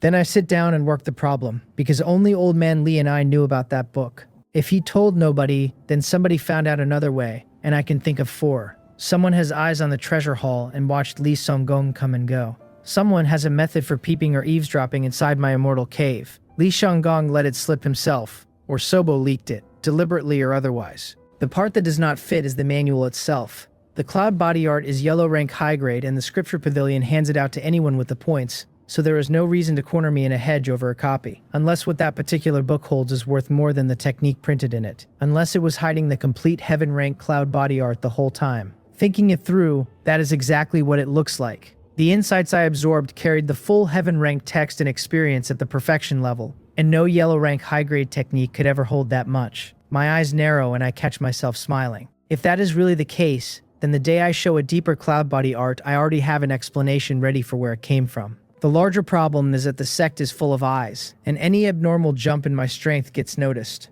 Concealment methods and breath-restraining techniques will not save me under the sect's heavy formations and its crowd of powerhouses. So the answer is to be visibly talented at alchemy and artifact refining, which explains a rising cultivation without anybody reaching for the word treasure. Looking back at the plan I made when I arrived, it was simple to the point of naive. No concealment technique in the world hides a gap of 2 or 3 major realms. The Falling Cloud Sect is a super large sect with golden core and Ascent soul cultivators walking its paths. I take out my disciple token and send a message to a friend. Half an hour later, Yu Jum is standing at my immortal cave entrance, eyeing the gate like it might bite. I come out and thank him for making the trip. He waves it off, says he was headed to the treasure pavilion anyway, then asks why I suddenly want medicinal herbs when herbs are not cheap. He pulls them out of his storage pouch as he says it, chi gathering grass, 2 colored flowers, and the rest of the alchemy materials. I tell him I turned out to have a bit of talent for artifact refining and alchemy, and that I want herbs to practice on. Since he happened to be up at Sion Peak, he can give an old friend a discount. His eyes go wide and he asks whether I actually know alchemy. I tell him I know a little. He clicks his tongue and offers the herbs cheaper if I am not joking. If I am only trying it out, he says, I should buy 1 or 2 portions and no more. I ask him for the price in spirit stones. He quotes 5 portions of chi nourishing pill materials at a 10th off, 90 low-grade spirit stones. 5 portions of chi condensing pill materials come to 360, 450 altogether. I tell him to take contribution points instead, and hand over my identity token. When 450 contribution points land on his token, Yugum asks whether I am serious. I tell him I am entirely serious and put the materials away in my storage pouch. His eyes roll while he thinks. If I really can refine, he says, I should keep the medicinal pills out of the treasure hall and sell them straight to him, at a discount naturally. I agree without much ceremony. We talk about nothing in particular for a while and then part ways. A few steps down the path, he turns back to look at my immortal cave, still not buying any of it. He wonders aloud when Blockhead Bang learned alchemy, then how Blockhead Bang came up with that many contribution points, and which of the 2 of them is supposed to be the family disciple here. He remembers me claiming talent in artifact refining and alchemy both, and the phrase dual talent genius crosses his mind and refuses to sit still. In the end, he shakes his head and decides to wait and see what I produce. Then he leaves for the treasure hall to exchange for a bottle of chi condensing pill to cultivate with. Inside my immortal cave, I drop the herbs on the wooden shelf and take out 7 jade slips and 3 books. My fingers walk down the line of alchemy notes, touching each one, and 10 balls of light and a scatter of materials come out into the air. The first ball goes against my forehead and delivers a short stretch of experience about the chi condensing pill, which I sort through and only half follow. That is what I expected. The enormous hauls I pulled before were bargains I stumbled into, not the going rate. The second ball is another short stretch, key points on the detoxification pill, and I do not bother reading it closely. The third one hits like a wave, complex memory and experience rolling in all at once, and I settle in to sort it. It takes an hour. Part of it is a catalog of 10,000 kinds of alchemy material, covering the character, medicinal value, toxicity, and side effects of herbs, stone powders, spiritual water, and spiritual fire. It is an encyclopedia handed over as a legacy memory. The other part is refining methods and experience for 7 kinds of medicinal pill, 4 of them chi refining middle stage. That single ball makes me a first-grade medium-grade alchemist for real. The fourth ball holds the refining technique for 1 more medicinal pill, and this time I can follow a fair amount of what it shows me. The 5th through the 9th are all single pieces of experience, each one worth a little less than the last as the ground stops being new. Then the 10th splits open and a flood comes surging in again. I brace and let it land. I take the 10th and fast, and a good share of it duplicates what I already hold, so I consolidate the whole mass again. What is left over is knowledge of 2,000 more kinds of alchemy material and the refining methods for 4 more medicinal pills. One of those 4 is a chi refining late-stage pill, the chi condensation pill, which stops me where I sit. The experience attached to it is rough and the failure rate written into it is brutal, but it is genuine, successful experience all the same. Between the core insights of 2 medium-grade alchemists and the scattered notes of 8 more, my theory is now embarrassingly rich. Theory is not practice. I haul waste pills and waste materials out of the storeroom and decompose the lot, and neat portions of medicinal powder come apart into the air in front of me. I set aside a portion each of chi-nourishing grass powder, clear spirit leaf powder, and 1-colored flower powder, then light the till furnace. Earth fire climbs until the furnace belly glows red. It is gentler and cooler than the fire in the artifact refining room, because herbs do not need the heat that metal does. My spiritual sense carries the chi-nourishing grass powder in first, and under the licking of the flame it slumps into a ball of pure medicinal liquid. The step where an alchemist burns out impurities has been skipped for me again, and I am getting used to that. The other 2 powders go in and become their own liquids just as easily. Following the proportions the insights gave me, I fuse the 3 together into one mixed medicinal liquid, and the color shifts under the earth fire until it runs white. Then I push my spiritual sense out through the furnace, and set the liquid spinning, tightening, dividing itself into separate pills. My hands shape the pill collecting seal. The pills come out of the furnace mouth and roll onto the jade plate. 8 of them. I put my finger on one and it names itself a chi nourishing pill. Yellow rank low grade, quality rated excellent high grade, meant to be absorbed and refined into spiritual power. High grade on a first attempt, with the pill toxin already down near nothing.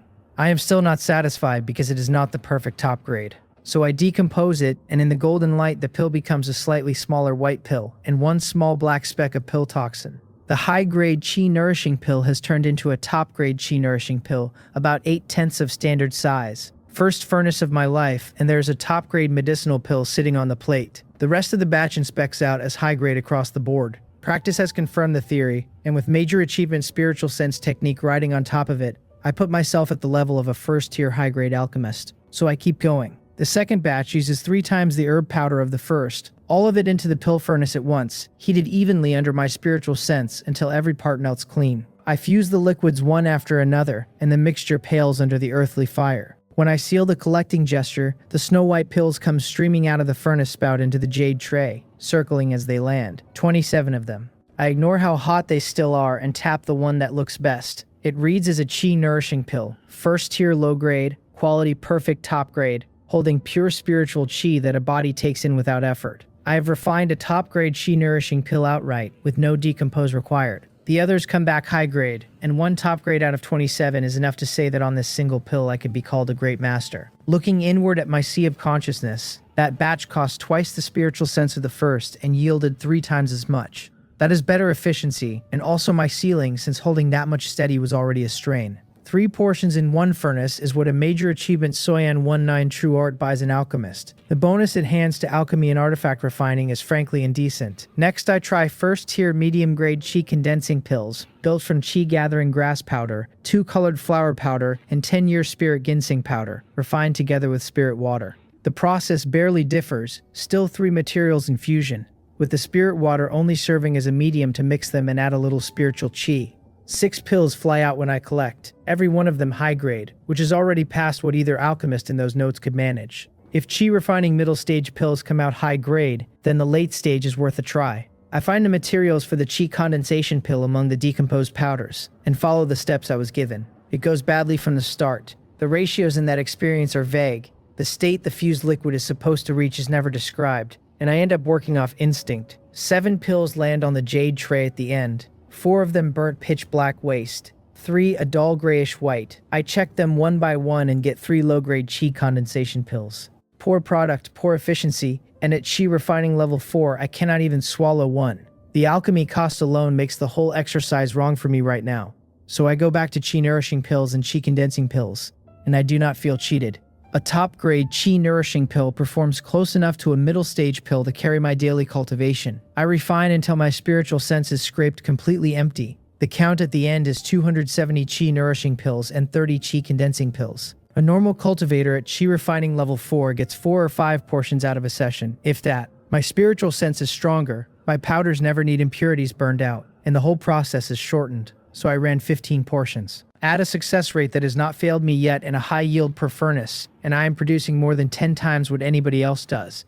That is with no proficiency to speak of. It will get worse for them once I get comfortable. I take out a top-grade chi nourishing pill and swallow it dry. It hits my stomach and lets go of its medicinal power all at once, and all 3 of my cultivation techniques wake up together to eat it. The Soyan 19 True Art, the Bright Chi technique, and the Cloud Body Art all refine it at once. 1 portion converts into spiritual power for my Dantian, another goes into flesh and blood for my physical body, and the last sinks into my sea of consciousness to strengthen my spiritual sense. Ordinarily, a top-grade chi nourishing pill is worth 5 days of hard cultivation at chi refining level 4, and even then it has to be refined slowly while most of its power leaks away unused. With 3 big eaters tearing at it, nothing leaks. The gain in my Dantian only matches a single day of hard cultivation, which means spiritual power took about 2/10 of the pill. Half of what remained went into flesh and blood, and the last 3/10 into my sea of consciousness. Even the spiritual power the Bright Chi technique produces gets claimed straight back by my sea of consciousness and my physical body. My spiritual power cultivation barely moves. My body refining cultivation climbs like it has been waiting years for the chance. That is exactly the trade I want. The physical body is the foundation, and spiritual chi and spiritual sense are the floors built on top of it. Only a foundation laid properly lets the rest go up fast and go up high. Once the first pill is spent, I take a second, without bothering to wring out the residue still drifting in me, since whatever dissipates.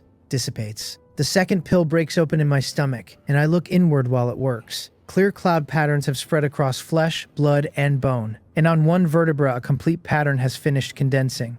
That white cloud looks like it is breathing.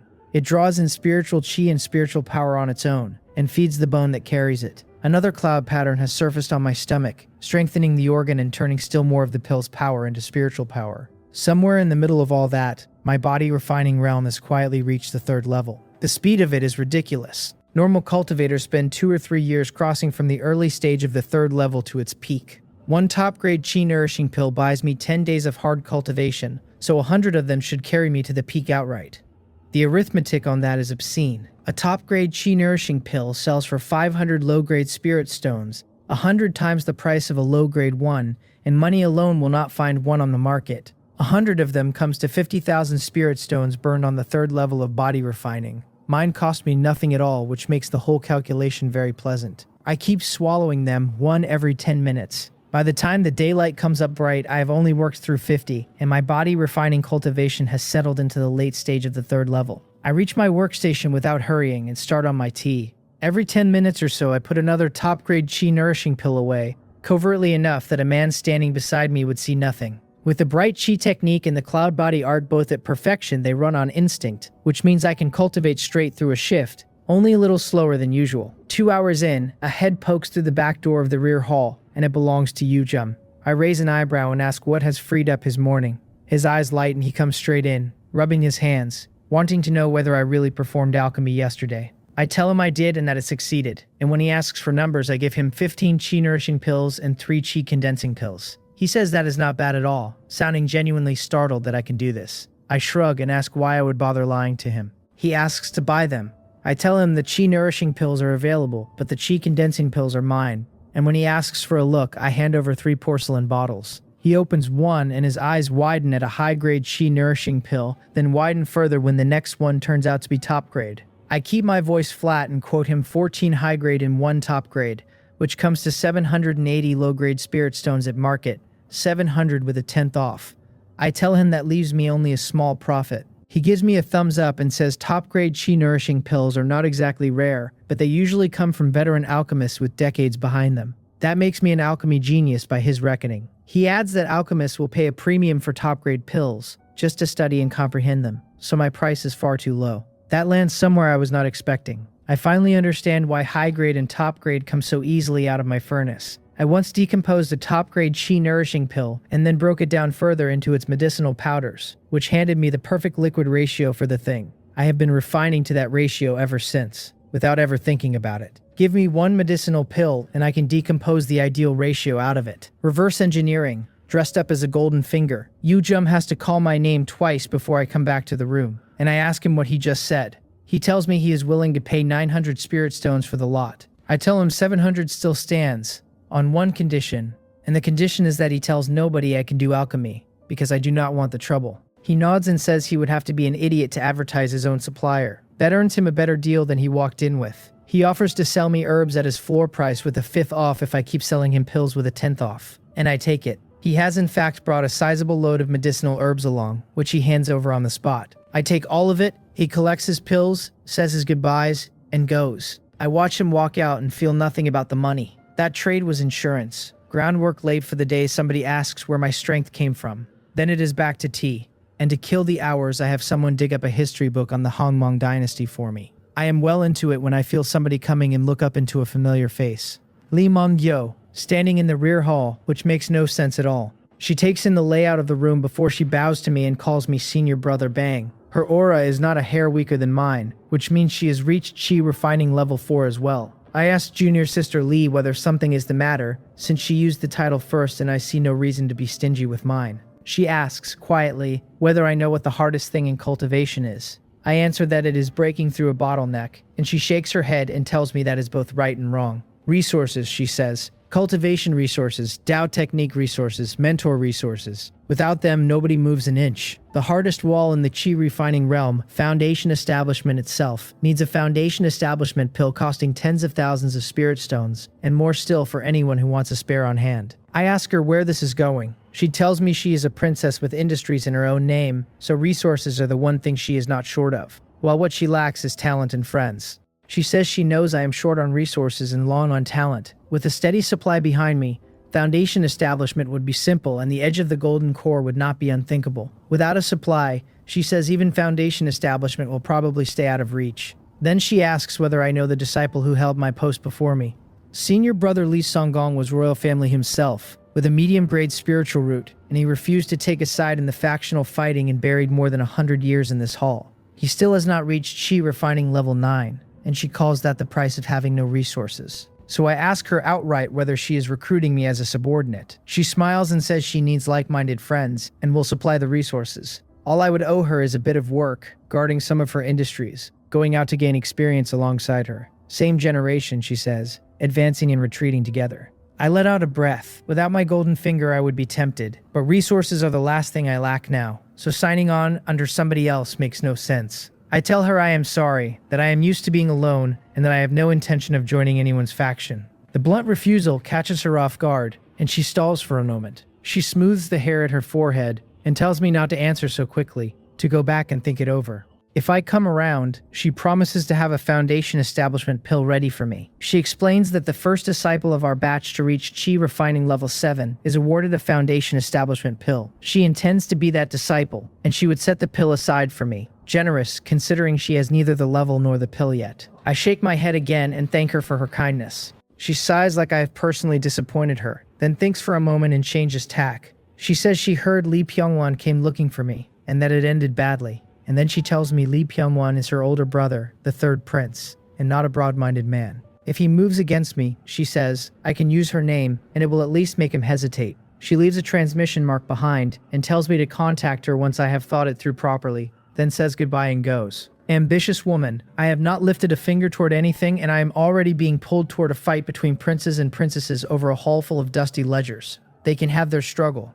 I will cultivate my own way, and nobody is dragging me out into the open for it. Every 10 or 20 minutes through the rest of the shift, another top-grade chi-nourishing pill goes down. By the time work ends, I have burned 25 of them, and my body refining progress is sitting at the peak of the third layer. Back in my immortal cave, I keep swallowing and refining with everything I have, and 2 hours later my realm is pressed right up against a breakthrough. Looking inside, my bones carry a faint jade-white glow, my blood runs clean, my flesh looks bright and awake. On one bone in particular, 3 complete white cloud patterns have surfaced, which is the mark of the peak of the third layer. Crossing into the fourth layer means connecting those 3 patterns into a single cloud energy pattern array. That step is where most cultivators stall, because it tests experience, comprehension ability, and physical body talent all at once. A cultivator with a strong enough body can raise the physical body to fourth layer strength first, and connect the patterns backward from there, which cuts the difficulty badly.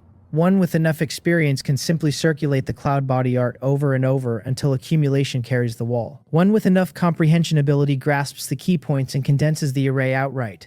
I am none of those 3, because I am the man holding perfection level insights on this technique. So my spiritual sense mobilizes, spiritual power pours into the patterns, and the 3 of them link at a speed that would be indecent to describe to anyone else. Something clicks somewhere behind my ribs. The bottleneck standing in front of the fourth layer of body refining tears open. My spiritual sense sweeps out across my whole body, and every cloud pattern on flesh, organ, and bone joins to the next in a chain. 1 minute later, my body jolts, and my physical body strength officially crosses into the fourth layer of the body refining realm. Level with my chi refining. Essence, chi, and spirit fall into step together, and for a moment I feel absurdly, flawlessly whole. A stronger physical body means a longer stretch of cultivation before I have to stop. My meridians have been tempered along with everything else, which is the part I did not expect. The cloud body art really does earn its heaven rank, lifting every part of the body together. Ordinary techniques strengthen one region and leave the rest as a flaw waiting to be found. I rest a while, then work the alchemy room for 2 hours and come out with over 200 more medicinal pills. After that comes artifact refining, 4 medium-grade magical artifacts in a single run, 2 offensive and 2 defensive. Then I sleep like a man who has done a fair day of work. Morning. I walk into the rear hall yawning, and Sobo pops out of the air beside me to announce that I am late again, tipping its head to look at me sideways. I wave that off and promise to be mindful in future.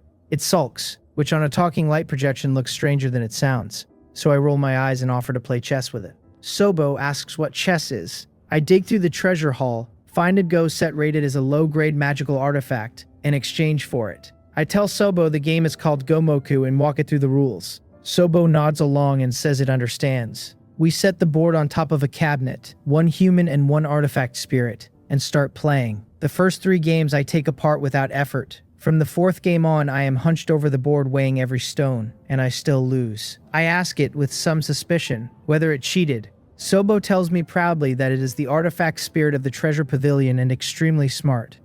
It only lost the first 3 because it did not know the rules yet, and it asks whether I am scared before demanding another game.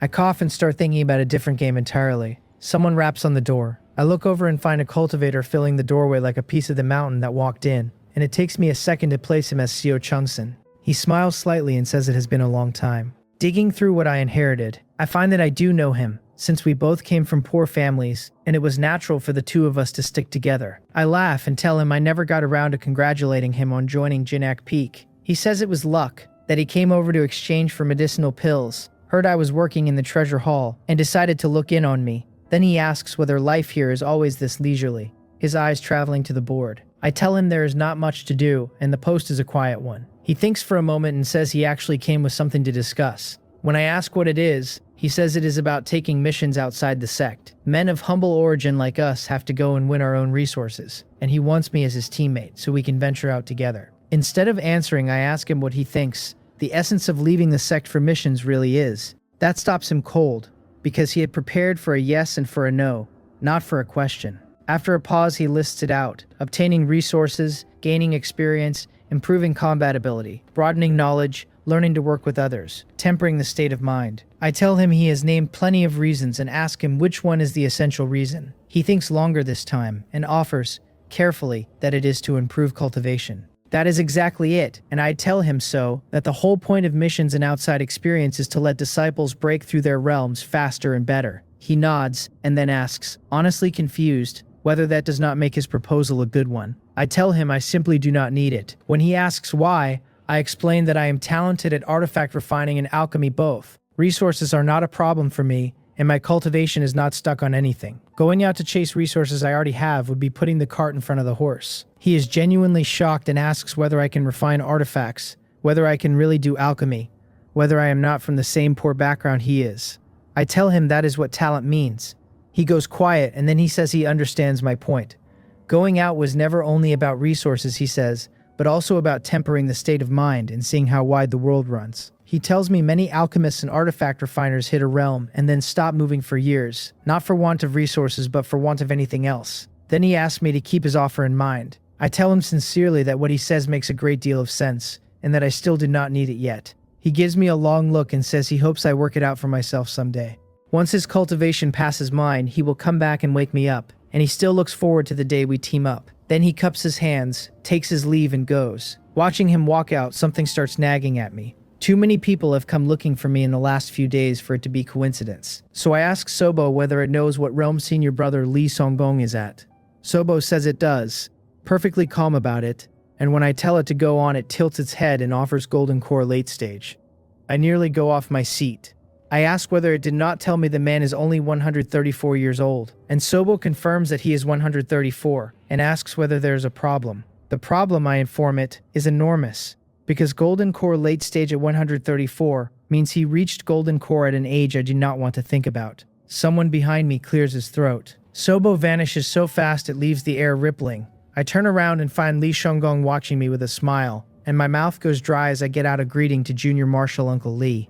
He waves it away and says there is no need to be so distant. He had assumed I came to this hall looking for him, when it turns out I really did stumble in by accident. Then his eyes travel over me and he remarks that I have already cultivated the cloud body art to body refining level 4. My comprehension ability is past what he expected, he says, and no wonder I know alchemy and artifact refining as well. A drop of cold sweat runs down my brow. He tells me not to get worked up, that he has no interest in prying into my secrets and simply has sharp ears. Then he mentions, as though it were nothing, that he is not only from Treasure Peak but is also the Peak Master of Guamwa Peak. I bow at once and greet him properly as Peak Master. He says this batch of disciples is a strong one. The other Peak Masters mean to run a wager on which Peak's disciple reaches Foundation establishment first, settled once at every minor realm from Chi refining level 4 onward. He asks whether I would care to stand as the representative for Guamwa Peak, and offers me everything in the pool if I win. I ask whether it is decided on realm alone, with no fighting involved. He says realm only. In that case I agree, telling him that with senior brother Lee asking I would not dare refuse. Though I cannot promise a win, he says he will not blame me for losing, waves it off like a man who genuinely does not care, and announces he is going back to his fishing.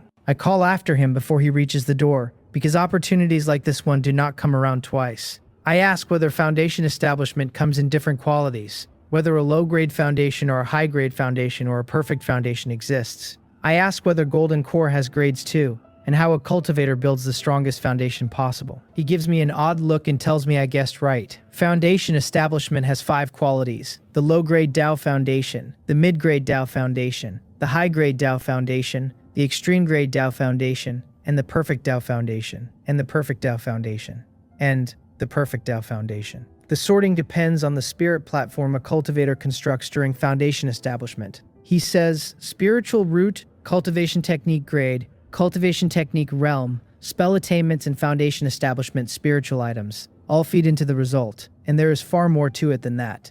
Cultivators who break through on a foundation establishment pill usually land at a low-grade Dao Foundation, he says, while those who break through on their own reach mid-grade. High-grade demands special conditions. Extreme grade is punishing, and perfect comes up roughly once in 10,000 cultivators. He adds that a mid-grade Dao Foundation carries the better odds of eventually reaching Golden Core, and that Golden Core quality is a conversation for another day. Then he glances at me and remarks that the CO boy had a point, and that going out to temper myself would do me good. I cup my hands and thank him for clearing up my confusion. He wanders off, muttering to himself that some concept or other is truly hard to comprehend. That leaves me sitting with foundation establishment on my mind for the rest of the shift. After work, I go to the scripture pavilion hunting for anything on the subject, and I turn up a book explaining its key points at an exchange price of 3,000, which is highway robbery. Since I already traded for my medium-grade magical artifact and still have several thousand contribution points spare, I buy it without flinching. The jade slip goes against my forehead and unloads a mountain of content, and once I sort through it, the substance is worth every point. A perfect Tao foundation asks for 4 things, and not one of them is gentle. The spiritual root has to be a heavenly spiritual root. A cultivator who lacks one must substitute a top-tier heaven and earth treasure matching his cultivation technique's attribute, used as a foundation establishment spiritual item. Essence, chi, and spirit all have to stand at the 9th layer of perfection, with no allowance for one of the 3 falling short. The cultivation technique has to be at perfection, its grade at least high grade, its comprehension at perfection. The alternative is the major achievement realm of an extreme grade cultivation technique, so the quality of the spiritual chi clears the bar. The last condition is momentum. The spell has to be comprehended to the realm of perfection, and beyond that the cultivator must comprehend the momentum of heaven and earth. Then the spell can pull on heaven and earth spiritual chi and unleash greater power by guiding it along that momentum. I sit back with a look on my face that I am glad nobody is around to see. Naturally, I want the perfect Tao foundation now that I know the ladder exists, and just as naturally I cannot satisfy a single rung of it today. I already went through the treasure pavilion and there is no heaven and earth treasure there fit for foundation establishment. Even the foundation establishment pill is sold by pre-order, 50,000 spirit stones apiece, with no promise of when stock arrives and a queue in front of it. In all likelihood, a disciple is expected to go find his own. Cultivating essence, chi, and spirit together is no simpler, since it demands technique practice on all 3 fronts while resources and energy run short. Cultivation technique realm and spell realm lean harder still on comprehension ability and raw talent. The perfect Tao foundation is a wall, and I make myself calm down and take it one step at a time, because I have time and no reason to panic. What I do need is a better cultivation technique, since the yellow rank low-grade bright chi technique has plainly run out of road. I search the scripture pavilion along the best associations I can think of, and turn up something I was not expecting, an extreme grade technique called the cloud chi art. It is yellow rank extreme grade. The superior version of the bright chi technique, it demands no particular spiritual root attribute, and it shifts its own attribute to match whatever spiritual root the cultivator has. The full manual exchanges at 90,000 contribution points. The first 3 layers exchange at 1,000. Cloud chi art beside cloud body art. The pairing is too neat to be an accident, and the price is highway robbery twice over, since even 3 layers cost 1,000 points. I hunt around and turn up practice notes for the cloud chi art as well. I buy the jade slip covering the first 3 layers along with 7 of the notes, then leave the scripture pavilion pleased with myself. Back in my immortal cave, I take out the cloud chi art and go through it properly. With the bright chi technique at perfection underneath me, the contents come apart in my hands. Even cultivating it alone, I could push the cloud chi art to minor achievement quickly, one small realm short of major achievement. Now the Sect's choice of starter technique makes sense. The gap between a yellow rank low grade technique and a yellow rank top grade one is brutal, and plenty of cultivators never master the higher one at all. The bright chi technique is a stepping stone that walks a disciple into the cloud chi art and up to basic understanding without a fight. Build a foundation on a top grade technique and the quality of that foundation will not be poor. That is what the deep root of a major sect buys, and no small sect could ever hand a legacy like it to its disciples. Once I have most of it understood, I point my finger at the slip and decompose. Light flashes and leaves a jade slip of spirit jade, and a ball of cloud chi art experience and insight floating in front of me. Absorbing the light gives me the technique content for the first 6 layers of chi refining, and no further, because whoever recorded this slip was only a disciple in the middle stage of chi refining. The level of insight in it is entry level at best, which is a genuine shame. So I take out the 7 cloud chi art cultivation notes and go through them one at a time. My understanding of cultivation techniques has come far enough that the outstanding one jumps out at me almost immediately. The experience in it is written with real novelty, condensing spiritual chi like clouds gathering into shape.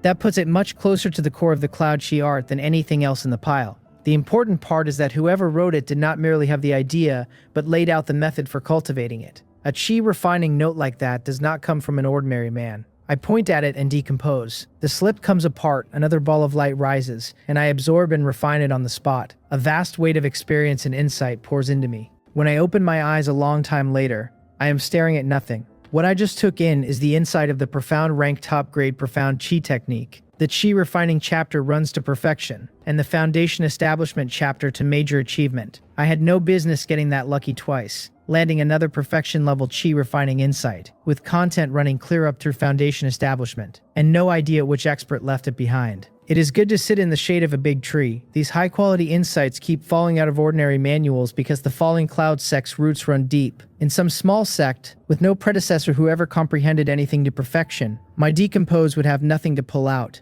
The Falling Cloud sect has disciples with high-grade spiritual roots and top-grade spiritual roots, and somewhere it probably has peerless prodigies with heavenly spiritual roots. Those people all sit at headquarters, but the branches draw their cultivation techniques and classics from headquarters all the same. What I just swallowed may well be some prodigy's own Foundation Establishment experience. I sit cross-legged without wasting another breath, and circulate the cloud chi art. As it runs, the spiritual chi inside me converts into the spiritual chi of the cloud chi art, shrinking to a fifth of its volume while its quality climbs fivefold. My strength goes up rather than down. I put a flying sword through its paces and its speed is more than doubled, heading across the room and turning like a lightning stroke, easier and more comfortable to steer than it ever was. With the cloud chi art alone, I am confident I can fight across realms now, up against ordinary 6th layer chi refining cultivators. In theory, the quality of my spiritual chi runs more than 10 times that of anyone else at my realm, which is the difference between steel and mud. If I carry spiritual chi like this all the way to the perfection of chi refining, I ought to be able to stand against Foundation Establishment itself. Steady, I tell myself, and keep cultivating instead of getting drunk on it. I look into my dantian and find the spiritual chi thinned back down to a shallow layer, but something strange has happened to it. Every wisp has taken the shape of a wisp of cloud, and the cloud-shaped spiritual chi is pulling in more spiritual chi on its own to feed itself. The source turns out to be the leftover medicinal power of the chi-nourishing pills still sitting in my flesh and meridians, dragged in by the clouds, drawn down into the dantian and eaten. My spiritual sense follows the whole process, and somewhere in it I half see clouds shifting and flickering across a sky that is not there. Some kind of momentum. My eyes come open wide. With a movement of spiritual sense, I draw out one wisp of spiritual chi and let it sit on my fingertip. It holds its cloud shape there and keeps drinking heaven and earth spiritual chi to strengthen itself. I take it to the spell practice field and cast a flame-spitting spell. Flame leaves my fingertip and hammers into a slab of black iron stone. On the way there, it becomes a fire cloud and starts pulling in the fire spiritual chi of heaven and earth to feed its own power. The flame lands and punches a crater the size of a man's head out of the slab, throwing gravel into the air, and along the rim, the black iron stone is actually melted. The power of that spell has gone up more than tenfold. Most of that is the new quality of my spiritual chi, but not all of it. Heaven and earth spiritual chi merged into the spell instead of leading me to power the whole thing alone. So this is the heaven and earth momentum, the cloud momentum that comes bundled with the perfection level cloud chi art. Then I turn it around in my head and realize I have the order backward. Comprehending the cloud momentum is what normally lets a cultivator reach the perfection realm of the technique. I arrived at a perfection level cloud chi art first, and then used the sheer character of the technique to comprehend a trace of the cloud momentum in reverse. Momentum is a strange thing to hold. I feel a thin connection running between me and the world, and my sense for fire, wood, and metal heaven and earth spiritual chi has sharpened. On top of that, I can suddenly perceive water attribute spiritual chi. The cloud chi art carries no attribute of its own, and shapes itself to the cultivator's spiritual root. But clouds are made of water, and that thought will not leave me alone. I try absorbing right there. Heaven and earth spiritual chi swarms in far faster than it used to, and water attribute spiritual chi comes with it. The water spiritual chi runs my meridians and folds into the cloud-shaped spiritual chi, and what was thin and ethereal a moment ago turns fuller and more powerful, like something that was finally fed. That should not be possible with a spiritual root of metal, wood, and fire.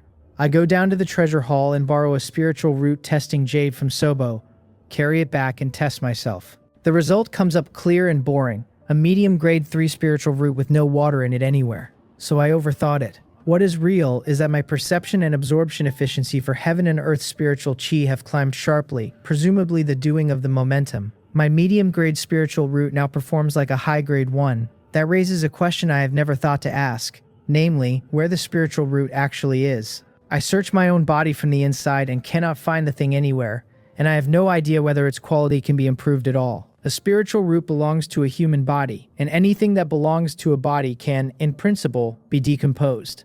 I shake that off, because I am not the kind of man who does that to innocent people.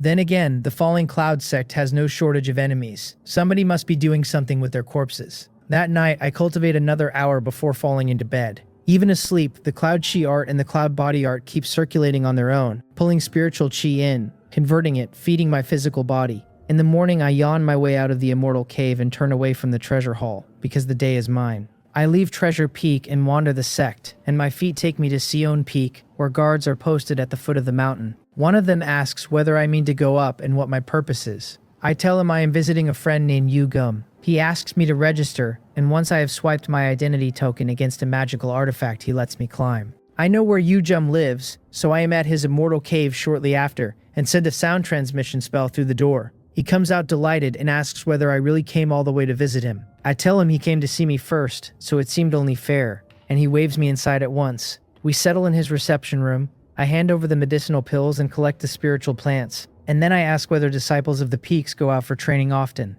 He says missions are an ordinary part of life here, so I ask how they usually handle enemies after killing them. He looks at me like I have asked how to chew, and says they burn the bodies.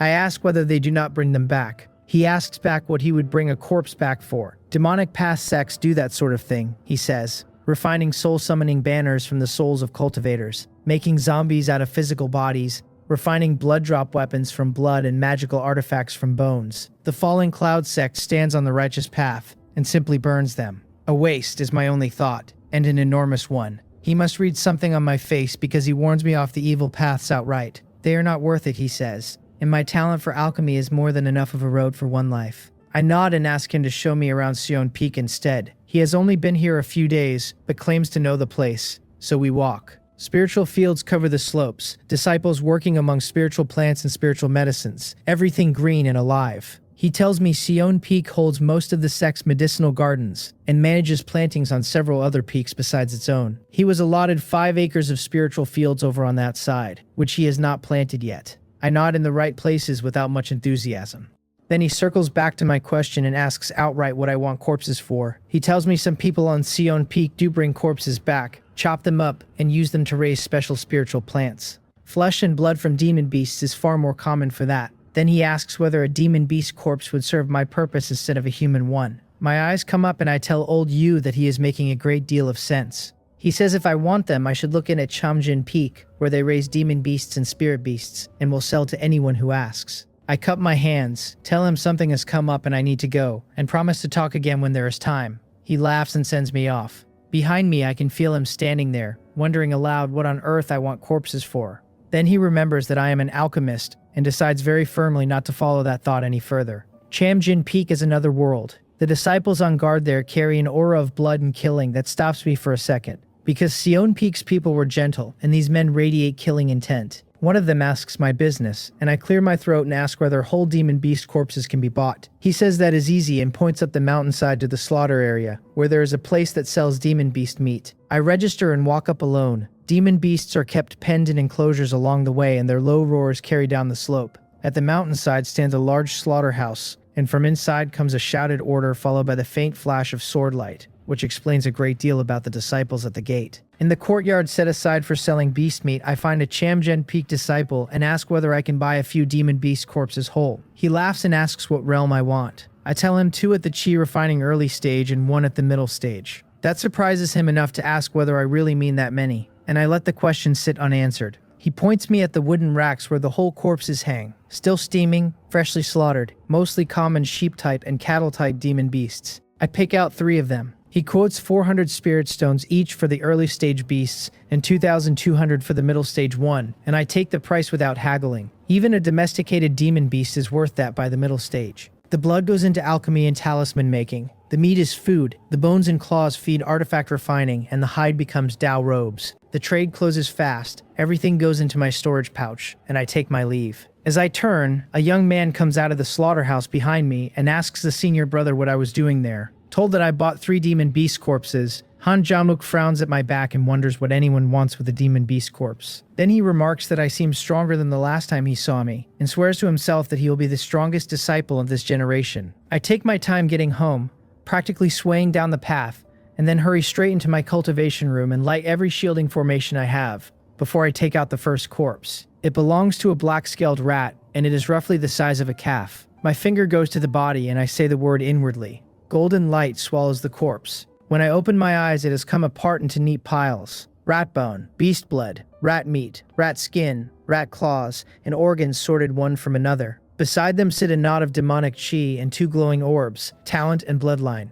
One of the leftovers looks like a spiritual chi orb, so I point at the demonic chi first, and it splits instantly into a spiritual power orb and the demonic chi proper. The spiritual power orb starts dissolving the second it exists, so I dump out a mass of my own spiritual chi and wrap it in a shell. I catch it before it thins away to nothing and swallow it whole. Pure, ownerless spiritual chi detonates through me and floods everywhere at once. The Cloud Chi art, the Cloud Body art, and the Soyeon 19 True art all fire at full power together, and that entire mouthful is absorbed and refined inside a few breaths. It was worth 2 top-grade chi nourishing pills. Nothing wasted after all, which is a relief since watching it dissipate had been eating at me. It is a pity the beast was already dead, because there was very little demonic chi left in it, though anything free is sweet. A pure spiritual power orb refines faster and cleaner than any medicinal pill I have ever swallowed. The demonic chi itself I let go, since I am not a demon beast and cannot absorb the stuff, and it is worthless to me unless I someday keep a spirit beast. That leaves the 2 special orbs, 1 golden and 1 red. I identify the golden one first, and it names itself a gold-devouring talent,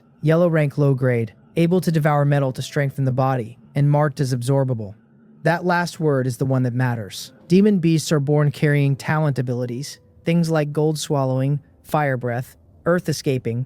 Once such an ability wakes, its owner uses it on instinct without understanding a single principle behind it, and improves it just by using it. Cultivators envy that for good reason. Apparently I am about to have one. I take the orb and press it into my chest, and it sinks in and vanishes, and I stand there feeling exactly nothing. After a moment's thought, I pull a piece of refined iron out of my storage pouch, and I nearly drop it, because the iron smells like food. I break off a fragment the size of a grain of rice and swallow it to see what happens. It settles into my stomach, and a wisp of gray metal chi rises out of it and spreads through my body. The first thread hardens my teeth, and the rest sinks into my bones. It works. So I have a talent ability now, and there is a word for people who carry one.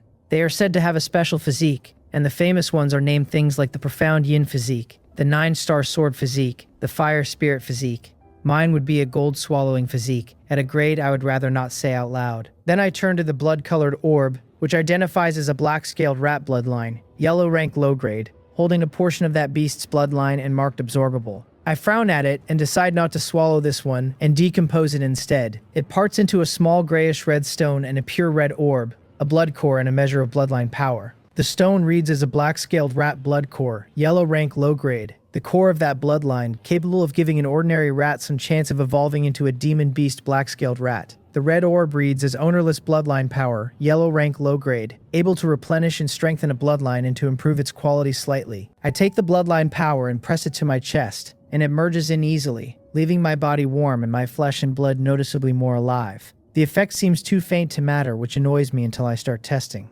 When I run the cloud body art, my cultivation speed has risen by about 1/10.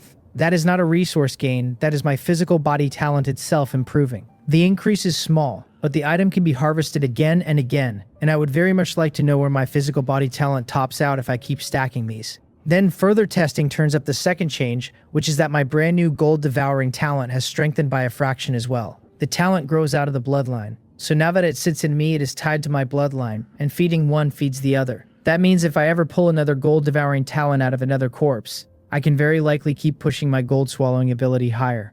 The decomposed golden finger is too heaven-defying for words. One corpse pays twice, once is the talent, and once is the bloodline power.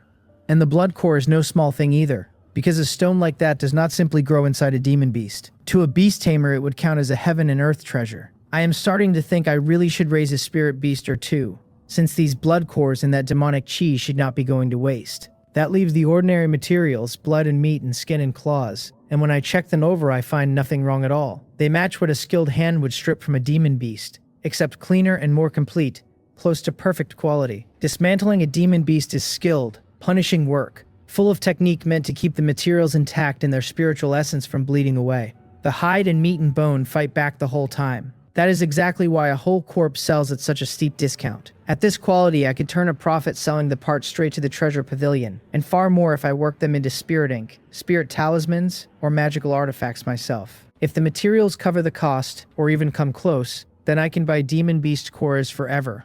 There is no feeling in the world quite like getting something for nothing. Looking at the whole arrangement, everybody involved comes out ahead. Chamjin Peak wins because they collected their spirit stones. I win because I walked off with a talent, a bloodline, and spirit stones of my own. The other disciples win too because they get a flood of raw materials at a quality they would never otherwise see. Another demon beast corpse comes apart under my finger in a flash of golden light. Out of it comes a fresh batch of materials along with a cyan light orb and a red one. I strike at the demon beast energy orb next, watch it collapse into a clean sphere of spiritual chi, and swallow the thing whole. The spiritual chi inside me climbs another fraction while I digest. Then I tap the cyan orb and let the reading come. It gives me a wind-walking talent at yellow rank low grade, an ability that lets its owner ride the wind and gain speed on the move. That is the innate gift of a flash shadow rabbit, the reason the species is so miserable to hunt in the wild. Though this one has been penned since birth. Good talent. I absorb it on the spot. Before long, I can feel the wind, attribute spiritual chi threaded through the world around me, and my body casts the thing on instinct. The spiritual chi inside me makes one circuit through my meridians along a special path.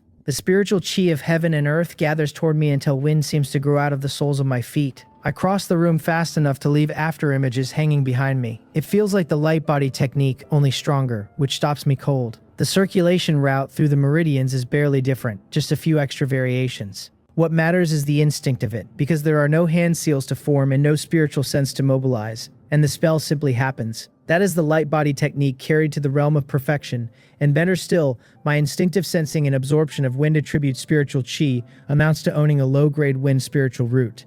I sit cross-legged and draw on spiritual chi to test it. Sure enough, the wind attribute answers, pouring into my cloud chi art spiritual chi along with everything else. The cloud-like spiritual chi turns noticeably more agile and quick with the wind folded into it, and my grasp of cloud momentum improves without my doing anything to earn it. Wind and clouds chase each other everywhere in heaven and earth, so it makes sense that the cloud chi art would strengthen once wind attribute spiritual chi joins the mix. With the wind and the water both added, the quality of my cloud chi art spiritual chi rises another 20%. The Taoist principle of naturalness really does do half the work for me. Next, I decompose the Flash Shadow Rabbit's bloodline and come away with a Flash Shadow Rabbit blood core and a massive bloodline power. Refining the bloodline power lifts my gold-swallowing talent and my wind-walking talent both, though the wind-walking talent gains by far the most. I exhale and take out the last corpse. This one is a blazing wolf at middle stage chi refining, a pack hunter with fire breath and a temper to match. Meet one in the wild and the only correct answer is to run, because nobody in the same realm blocks a whole wolf pack breathing fire in unison. The corpse splits into its parts, and I have my finger on the demon beast energy orb before the pieces settle. Golden light flares, a huge spiritual chi orb hangs in front of me, and I swallow it in one gulp and refine it down in minutes. The haul is serious, equal to the spiritual chi of 50 top-grade chi-nourishing pills, and it pushes the spiritual chi in my body back to 20% of my old Dantian level. Then I tap the talent orb. It reads out as a fire breath talent at yellow rank medium grade, letting its owner release flames, absorb flames, and shrug off flames far better than a body should. I take it in, then decompose the bloodline and absorb a much denser mass of bloodline power. My physical body answers immediately. My raw strength jumps, and all three of my new talents creep upward together. 3 corpses, 3 fortunes, and somewhere in that harvest a simple idea arrives. I need to raise spirit beasts. I walk out of my immortal cave and go to the treasure hall to turn in the demon beast materials. The black-scaled rat goes first. By the time my contribution hits 400 points, I still have more than half the demon beast meat left in hand, and pushing the rest through earns me another 40. Sold at market price, the whole lot would have fetched 550 spirit stones, so I am up. 150 on paper. Once labor and losses come out of that, a clean 100 spirit stones of profit is still comfortable. It really can run a slight surplus, which means the idea has legs. I sell the materials off the second corpse next, holding back some demon beast meat, and take 400 contribution points, breaking exactly even. The blazing wolf materials go last for 2,600 contribution points, another 400 earned. Anybody else at that counter would have been thrilled. I am an alchemist and an artifact refiner, and a single medium-grade magical artifact sells for 2,000 spirit stones, so hauling corpses around for this barely pays for the walk. Breaking even is all I want anyway.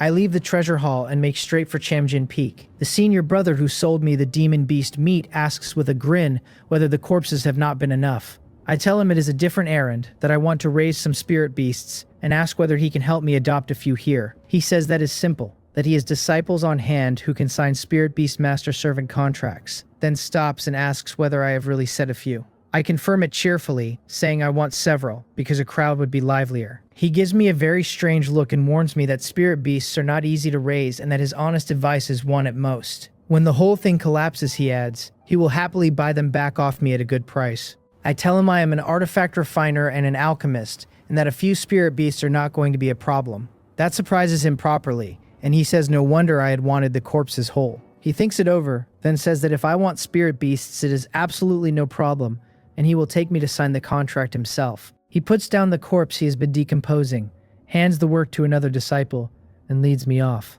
The spirit beast nursery sits a short walk away, and even from outside I can see a good number of cubs inside, all of them ordinary breeds. He catches where my eyes go and says that Chamjin Peak is no beast-taming sect, so the variety is thin, and that anything rare will have to come from the markets outside. I tell him common ones suit me fine. He says that makes everything easy and walks me in, shouting toward the back that old Jung has a buyer for spirit beast cubs. A cultivator comes out, looks at my guide in surprise, then asks me which kind of cub I want and tells me to browse. I ask instead how many types he keeps, and he says 12. So I tell him I will take one of each. Senior brother Jong stares at me and asks whether 12 is a joke. The senior brother who brought me over says I am a master of both alchemy and artifacts, and am not short of money. Jong snaps that money is not the issue and that signing a contract puts pressure on the soul. A weak beast costs a cultivator nothing, he says, but a spirit beast that grows powerful bears down hard enough to slow cultivation and make bottlenecks harder to break. He is dead serious about it. I say I understand, then ask whether spirit beasts of such ordinary aptitude are ever reaching Foundation establishment in the first place. He gives an awkward smile and admits their bloodline potential runs low, though breaking past their upper limits is not strictly impossible. I ask about the price. He says he will charge me cost, 4,000 spirit stones for the lot. 400 apiece puts a cub near the price of a grown beast, and I suspect most of that goes into the contract casting rather than the animal. I tell him the price is acceptable, but that I want experience handbooks on raising spirit beasts thrown in, and ask him to be generous. He laughs and says that is certainly no problem, then waves me toward the rooms. I cough and ask whether I am allowed to touch them, and he says a gentle touch is fine as long as I use no force. That is all I need. The first room holds black-scaled rat cubs, tiny things the size of a fist, some of them still blind with their eyes shut. I tap a finger against one and get a black-scaled rat, unranked, carrying a gold-swallowing talent that is not awakened yet, and a bloodline at yellow rank low grade. Simple information and plenty for what I need. I go down the row tapping them one at a time until one reading comes back different. That one is a black-scaled rat king, still unranked, still carrying an unawakened gold-swallowing talent. Its bloodline reads yellow rank medium grade, and its characteristic names it a born king among black-scaled rats with the power to command its kind. I pick it up, turn it over twice, and cannot see one thing that stands out. So the beasts senior brother Zhang described as breaking their limits have probably never broken anything. They are simply born with higher limits than the rest. I tell him this is the one. He laughs, says no problem, and settles it into a beast cage while I move on to the second room, which is full of flash shadow rabbits. I work the same way, touching cub after cub, and it takes hundreds of them before the very last one lights up. That cub reads as a flash, Shadow Rabbit King, unranked, unawakened windwalk, bloodline at yellow rank medium grade, born king of its species. I take it. The third room is blazing wolf cubs, and there I turn up 2 kings, 1 male and 1 female, so I take the male and leave the other. Room by room I go through every species in the nursery, and by absurd luck I find a king in every single one. This identification ability of mine is filthy. Nobody alive can eyeball the bloodline strength of a demon beast cub, and the golden finger reads it off them like a price tag. They take me to a special room for the ownership contract, where several senior brothers cast it jointly, and all 12 cubs recognize me as their master. 12 contract marks settle into my sea of consciousness at once.